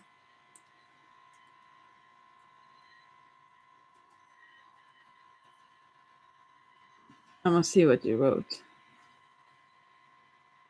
Ooh, ooh. There must be this. Must be the one. That's where. Ooh. What? tones and I dance monkey. Is that me? I don't know if this is what you mean though. I have not seen that. Is it a child's thing? Okay, but anyways, so there is a little bird speaking to this woman's ear. But I think about it as listen to communication. But this is two of cups, so this is a very loving communication though. Yeah. Dance monkey. No. I demand you to dance. Thing is, actually, this drummer, which is very fiery and very passionate, fire sign. And then I listen, but you're not a fire sign though, at least what you said. Anyways, and then this 10 of air, this is an ending and a new start, planting whatever seeds, I don't know. Then we have this whole hypnotizing the other person. But what does this woman do? Me, this is dance. Yeah, good. No, you don't have to. But, the thing is, first the spirit holds her on her shoulders like dances this woman. But on the next card, this is a process in time. What's happening? Then the woman holds her arms and legs around this snake, which is you, in this fiery pit that we ended up in since we failed all other things. Yeah. He's like fiery eyes and everything is green. But yeah, so she is riding this snake. I said snakes are their wisdom and everything wonderful. Yeah. Couldn't think of anything better. No, Simbi La Flambeau. This is a very beautiful card. But like this is like the game has changed. She is riding the snake now, or the dragon. Another song, right? Did we hear it? I don't know how it goes even. I will see.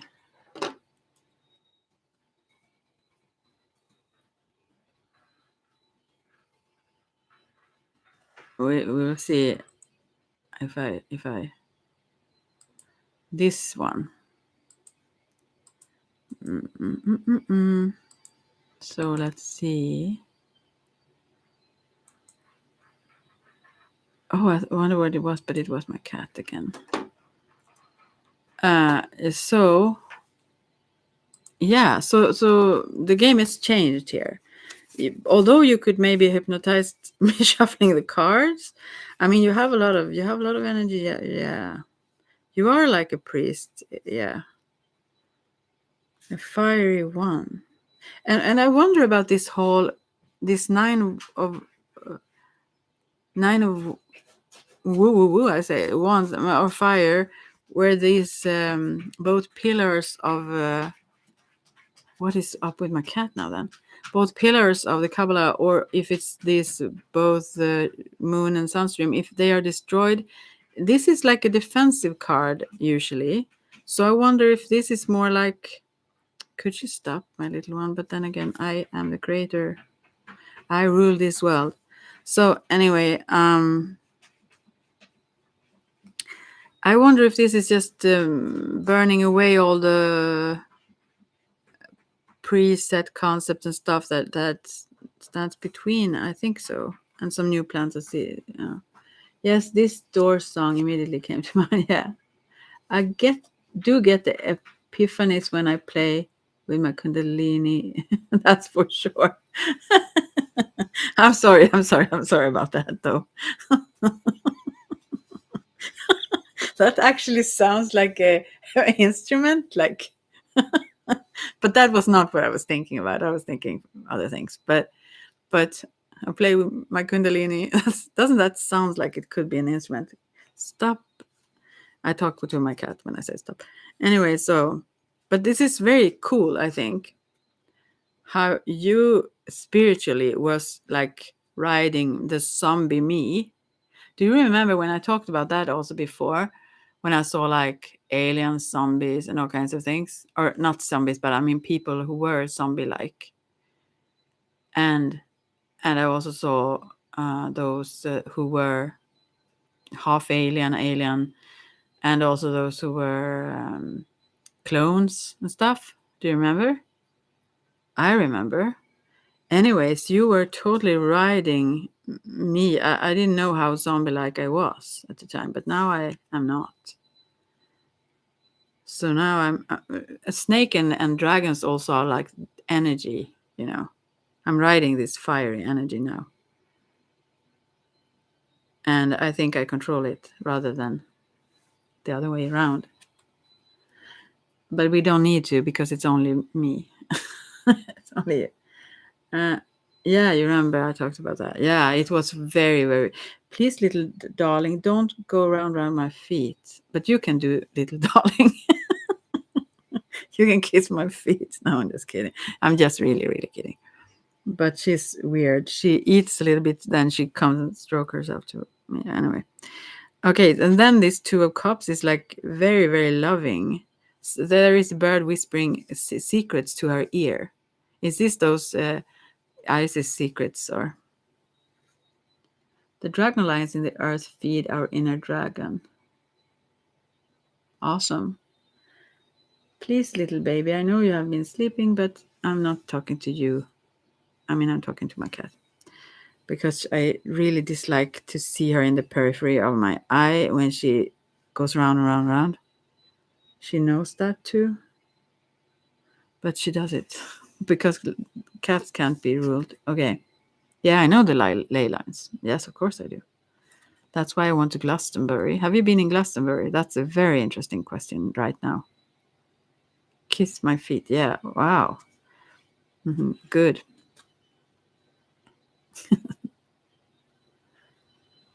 You have. How many times? Please, little darling, stop. I'm not talking to you, but I'm talking to her because now I'm really pissed if she starts to go more rounds around my feet.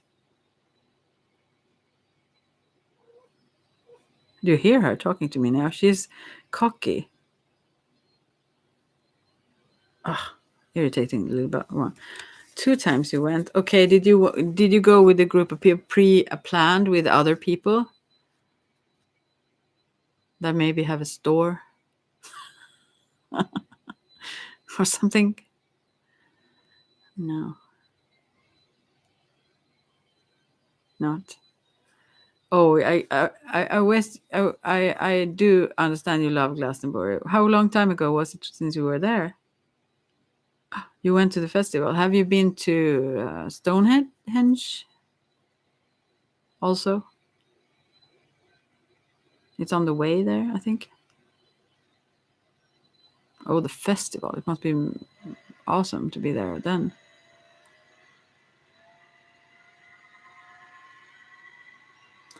Oh, now I get some clues here, I think.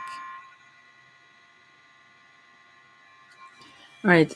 But did you understand my cards? I'm sorry about talking so strangely about them. But Two of Cups, that's like, you know what it is. It's like twin flames, they're like very loving. Yes, Stonehenge 3 times. So how did you feel about Stonehenge? I mean, Glastonbury is marvelous about the ley lines and everything there, of course, also. But Stonehenge then? What was that like for you?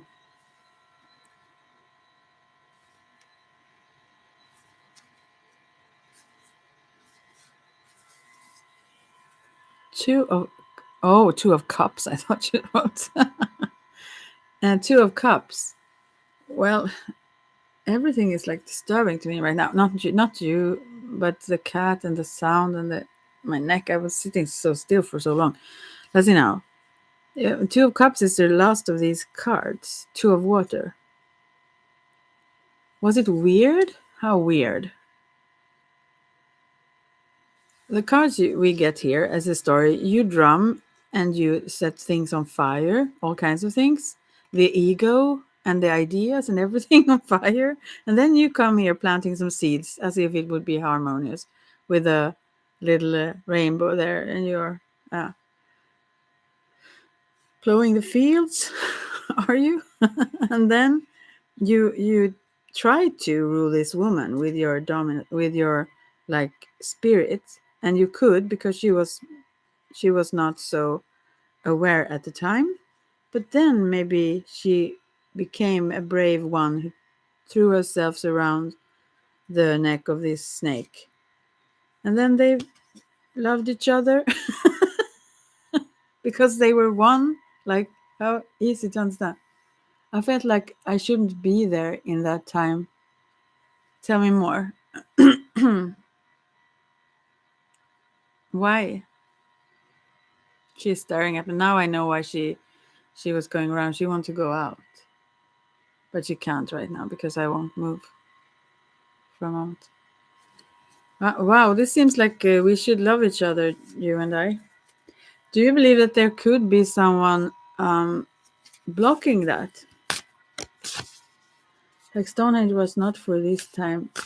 Oh, interesting feeling. Okay. But now I want to ask about these whole cards you asked about. Do you think that there could be someone, like spiritually, let's say, who would block our connection?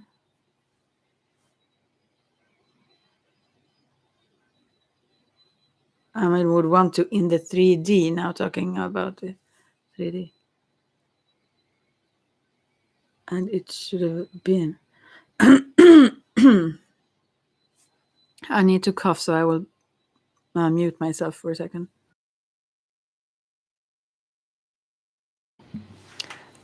It felt powerless, and it should have been. I do get this, and I do get you. More so than before.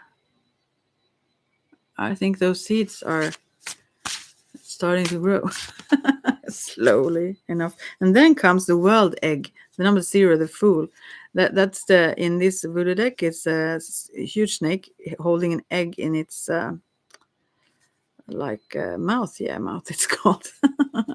But it's like new worlds can come to life here. I think it's spewing out this a new life, a new world. Let's see. I'm sure there's someone who wants to own me. Yeah, I thought about that, right? Yeah.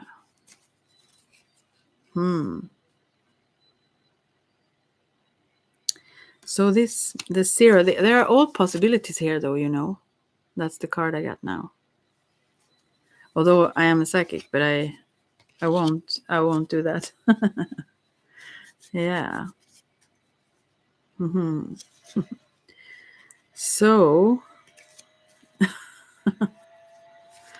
I don't know what to say or not here now. Okay, interesting. This is so freaking interesting. Who can work with me? And I guess I feel like I don't have that. Yeah, but you do though, if you want to.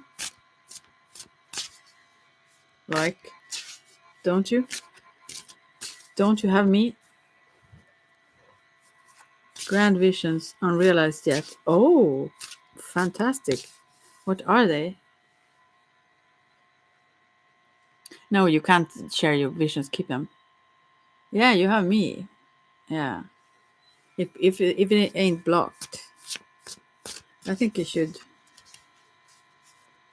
Oh, the sound of this computer. Maybe we should like pause. I've been here for 4 hours now. Maybe I should go to bed. Also, I have a mediumship reading I should do tomorrow. I need to be not on my toes. I can do them however tired I am, but still. Yeah, but why are we separated in 3D? I wonder. I will take a card for that. My cat is also irritated. I will take a card for that. I order. Now I remember because I think of those in the English court. No, I know. You don't keep me up. I keep myself up. Keep up and be kept up, as they say in the yoga. Okay. There are so many things I want to say now, but I can't really say them. Let's say now No, I'm not saying now. Say that. I mean, I'm like, oh, never mind. Uh, um, you should sleep. Yeah, I should probably. But I wanted to ask this. Why are we not together in the 3D then? I wonder. Wouldn't that be nice? Right? Let's see. Because things have changed, right, since we talked. I mean, since where that all things was going on. Here we have the tower. No, this is the devil. All right. The devil is here, and then the sun, not the sun, but the sun, the sunshine and the sun. Temptation and happiness. What can I say? Tell me everything in case I never talk to you again. Everything about what? Why is she so, I know why. She wants to go out. And she can't go out even if I, damn devil. Yeah, we failed. No, the devil is very temptation. But the thing is, I think of it as a sequence of things, and this is the fear, because the devil is not real, you know. It's a fiction of our minds. Those don't the one who want to, what did you say? Or someone who wants to own you. Yeah. Those chains, or like bonds, like as if you have bound things around your wrists or the hands, they are, you can take them off, you know. Career Le Mardi Gras. So no gras. Yeah. But you know, that's the devil card. That means that all this fear and all the fears of also that those kinds of connections, that it would be like that, that's not true. Here is the sunshine, those naked, youthful, childish ones dancing around in the sun, being open, honest, you know, those. Devil is the flesh. Yes, I know it's a fictional, but why, little honey bunny, are you going on not to call you honey bunny? It's her.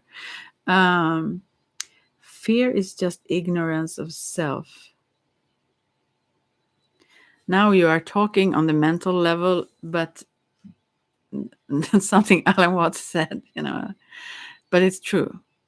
Yeah, ignorance of that you are the only one. I said that with a very loving voice, did I not? And then I got this. No, but you are afraid that you will be in a destructive relationship of sorts that will, or but anyways, that that it will hurt you, that it will be destructive. You're tempted, but it's like, but it doesn't show that. It shows the sun, happiness. You know, it shows happiness here, sunshine, happiness. Yeah, you need me, because I will ride the snake.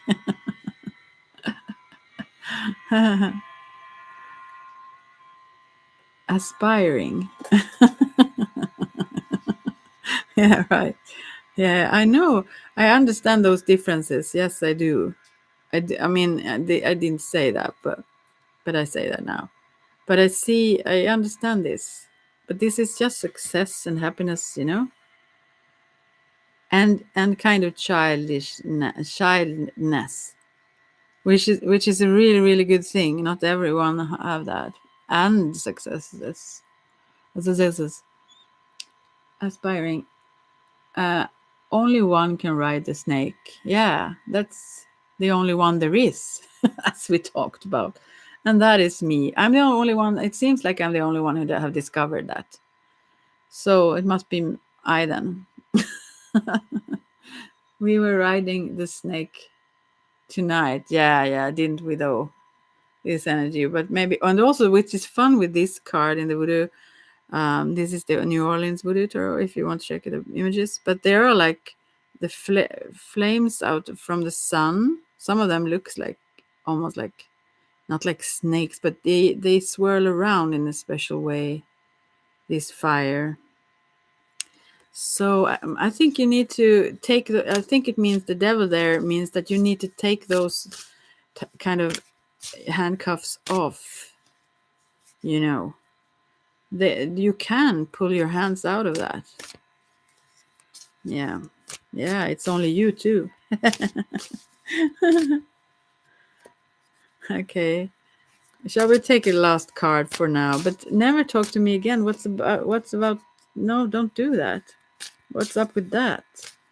Take me in. You know what I got. I listened to someone. Now when I said no, she jumped away like scared that I would be angry. Anyway, I watched another YouTuber doing some card readings, showing cards then, and she said, what was it now? Wait a second. She had a card. Not wait a second. I will read what she said. But she had a deck where it had a card that said, "Go back to joy." What is that? Something like that. I mean, maybe exactly like that. I don't remember exactly, but it was sort of that, and that made me think. What does it mean? Oh, you will talk to me again. I hope so. I'm waiting. I am waiting. That silly song. I've had that many times for you, but I will do it again, and then I will sleep soon. But now my cat wants to go out. I have to let her. Um. Oh, she is so disturbing. I like when she strokes herself to me towards me, but anyways, I know I've done this before, and it's silly though. But I can't help myself. Oh, I even can't speak like clearly. My tongue is too numb. Oh, how fun! Have fun. I'm just kidding. No, I'm just kidding. Yeah. Oh, there is someone else here actually. Also. Oh, poor person. Do you spend time outside at night? Would I dare if you come around? No, but yeah. It happens sometimes. It depends. Not frequently. I don't want to meet strange people, and we do know people are strange. But then again, it's only me. What could even be the problem? And a last card for us then, okay? Waiting for a girl like you to come into my life. No, but you have to be active here now. Okay, I'm writing it, but the snake needs to come by then. Okay. All those. All right. So okay, last cards here for us now, before we can ponder this or meditate on this. Oh, I see. My throat is like sore now. Serious now. Okay. Yes. Sorry. I'm listening. Kiss my feet. Be sorry. No, you are only me. But I order. So this is another fiery one, a fiery priestess here. Wow, you know what else? There is a river here with like I think it's a fire river actually because it's red. I don't think it's blood like segment, but no joking, maybe little. Yeah. But she holds this snake now by the throat.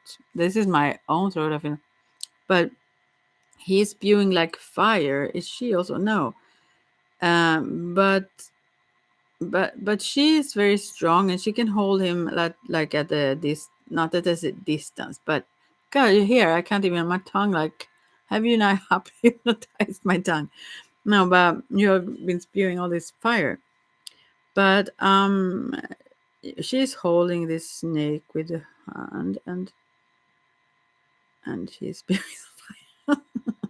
okay, but no, she's sitting there naked in the grass with this snake. Anyways, this so freaking fire, this, right? But she controls this one. Yeah, she have total control.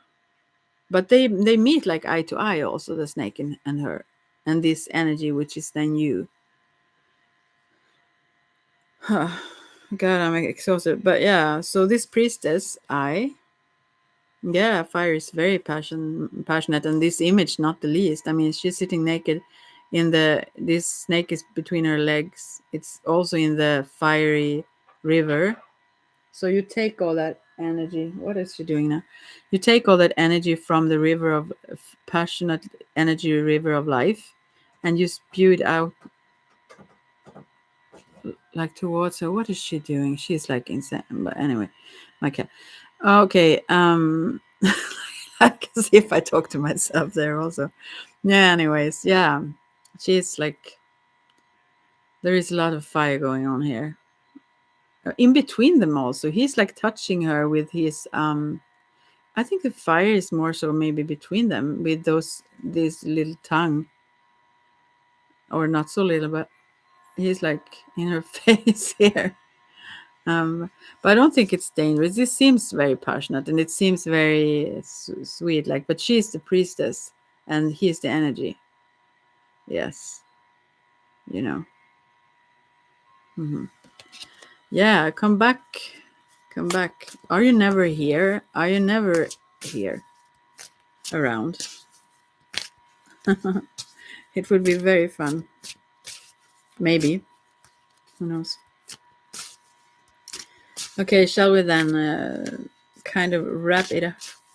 Well, I have a lot of sexual energy that I harness somehow, and somehow I transmute it into desire and passion for a higher world and or truth or wisdom. Oh, difficult. Oh, there is someone else listening here, but that sounds really difficult. Yeah, it's good if you want to, but then again, you are, as you said so clearly, you are the creator, so you don't need to, though, right? Oh, I'm so stiff. I was going to say, but my back. I mean, I'm trying to stretch here. Uh, oh, yeah. Well, yeah. If you feel like that is, I mean, that's really a good way to to be able to. I think channel your energy overall is a good thing. But then again, you shouldn't. What is the word? Uh, yeah. I mean, not allow yourself that which you want. But then we have mentioned this before. Oh, yeah, but why not allow yourself what you want then? I think that I will pull a card for that, and then I will freaking go. Now the cat has gone to sleep. She's just tired of me again. Okay. Um, if you do then, because that seems like a good idea. Oh, they don't want to talk with me anymore. This card soon. They think I maybe say what I want, if I only knew. But I'm thinking about this then. 10 of Earth. There's a arrow flying into the stars. I am the stars. You are the arrow. No, I'm just kidding. But 10, this is very happy. Family. It's like maybe your family there. Yeah, right? And then there is Olodumare. This is one of Santeria, one of Earth. Yeah, and this makes sense also. The 10 is also new start. It's a little bit heavy, and so I think it's about that. It's about that to move, to change, And this is in the one of Earth. There is also someone. There are just 3 cards more than that. I mean 5 cards all in all. Yes, self-sabotage is a problem, even though I see its roots. Yeah, yeah. I know what you say. Okay, let's see now. So this is someone crying like 3 rivers here, like this one of Earth. There is so much potential to create a lot of things. Sorry, I'm yawning, but this those tears still are watering this seed, actually, that will start to grow to something. Well, I mean, to wealth. I mean, something wonderful in all kinds of areas of life. And then we have the death card. What does this mean here? An outer change. This seems like a river of dead people just floating around. I think this is also about leaving something, maybe. And then we have six of, yeah, it must be, because then we have six of air. You know, here it's Legba sitting and telling stories. An old man like sitting, telling stories to the children. With a fireplace is there, and they listen to him, like, yeah. And then we have the last card is, this is a priestess again, or maybe a little princess of water, and she lets her spirit out. You know, in this kind of traditional voodoo, they keep in some, or it's in Santeria, maybe, I don't know, but they keep their spirits in vessels, like. And so this is her letting her spirit out to kind of maybe do something, communicate something. Maybe that's me. Actually, it's what that is. Yeah, that's the love also. That's very loving. Yeah. But this is yeah, it have to do with this. You have to let go of certain things to be able to. You have to move. You have to let go of certain things. Let the spirit free. Yeah, and the love. And you need to let go of certain things to be able to, because to be able to reach what you want. But you have a little bit. That's why those tears are there, because of this. Those also maybe because of people that have passed before that you've lost and all things. But here I see this old man, maybe his grandchildren. Oh, I don't know, like sitting and telling stories to some kids here. This Legba is like the one in the, the crossroads. You talk with Legba, the in between the worlds, and there is a huge sunflower behind him, a red one, of course, because everything is fiery around there. But then comes this watery princess. Then, no, yeah, but this loving one, me. I don't know who she is. Maybe someone else. But that's what they are saying here. We don't know. But this arrow, it has there is also saying that arrow has already flown or something like that. This arrow is loose. It can't be taken back into the whatever it's called, where you shoot it from. Yeah. Oh gosh, it's silent, this little computer. So, okay, shall we then take a little break? But now I think I get it. It took some time. Yeah. You know, also this whole I like those simply red sometimes. I know it is, though, but I'm glad you are here. But wasn't it cool also about the card there I got? I mean, what I was telling about. Go back to joy. Thank you so much. I don't know, where are those. Maybe I should put one here if I find them. Oh, these are where, there is where you find them. I didn't know that they were here even. Strange things. How? Do you want a pink one? I will do like this then. Don't take this too. I mean, I'm not sure about anything, so. But I thought it was cute though. Okay, I'm gonna send it more here. Oh, maybe I can do like this one. Now I should go to bed. Oh, there are a lot of cats also. Wow, and wow, there is a lot of things. Sorry. I'm just gonna go. Thank you for hanging out tonight, and thank you for everything. There is also a what? The cat. Send that. Lots of things. That one. Wow. A cat? What do you want? Thank you, mighty, almighty goddess. That is constantly failing. I order to go upwards. Wow, that is awesome. Oh gosh, this was now I look at all these things that are here. Here is not feet, but little paws. Yeah. Okay. Oh, there's. Oh, I've never actually gone through this. Oh, now I see all the foods. No, don't go there. Travel. I should stop now, shouldn't I? Here, isn't this the goddess? I or so. Okay, I will go now then. But thank you for today, and talk to you soon. I have been released by you. Okay, pause or pose, both. Okay, bye bye for now then, and thank you for everything.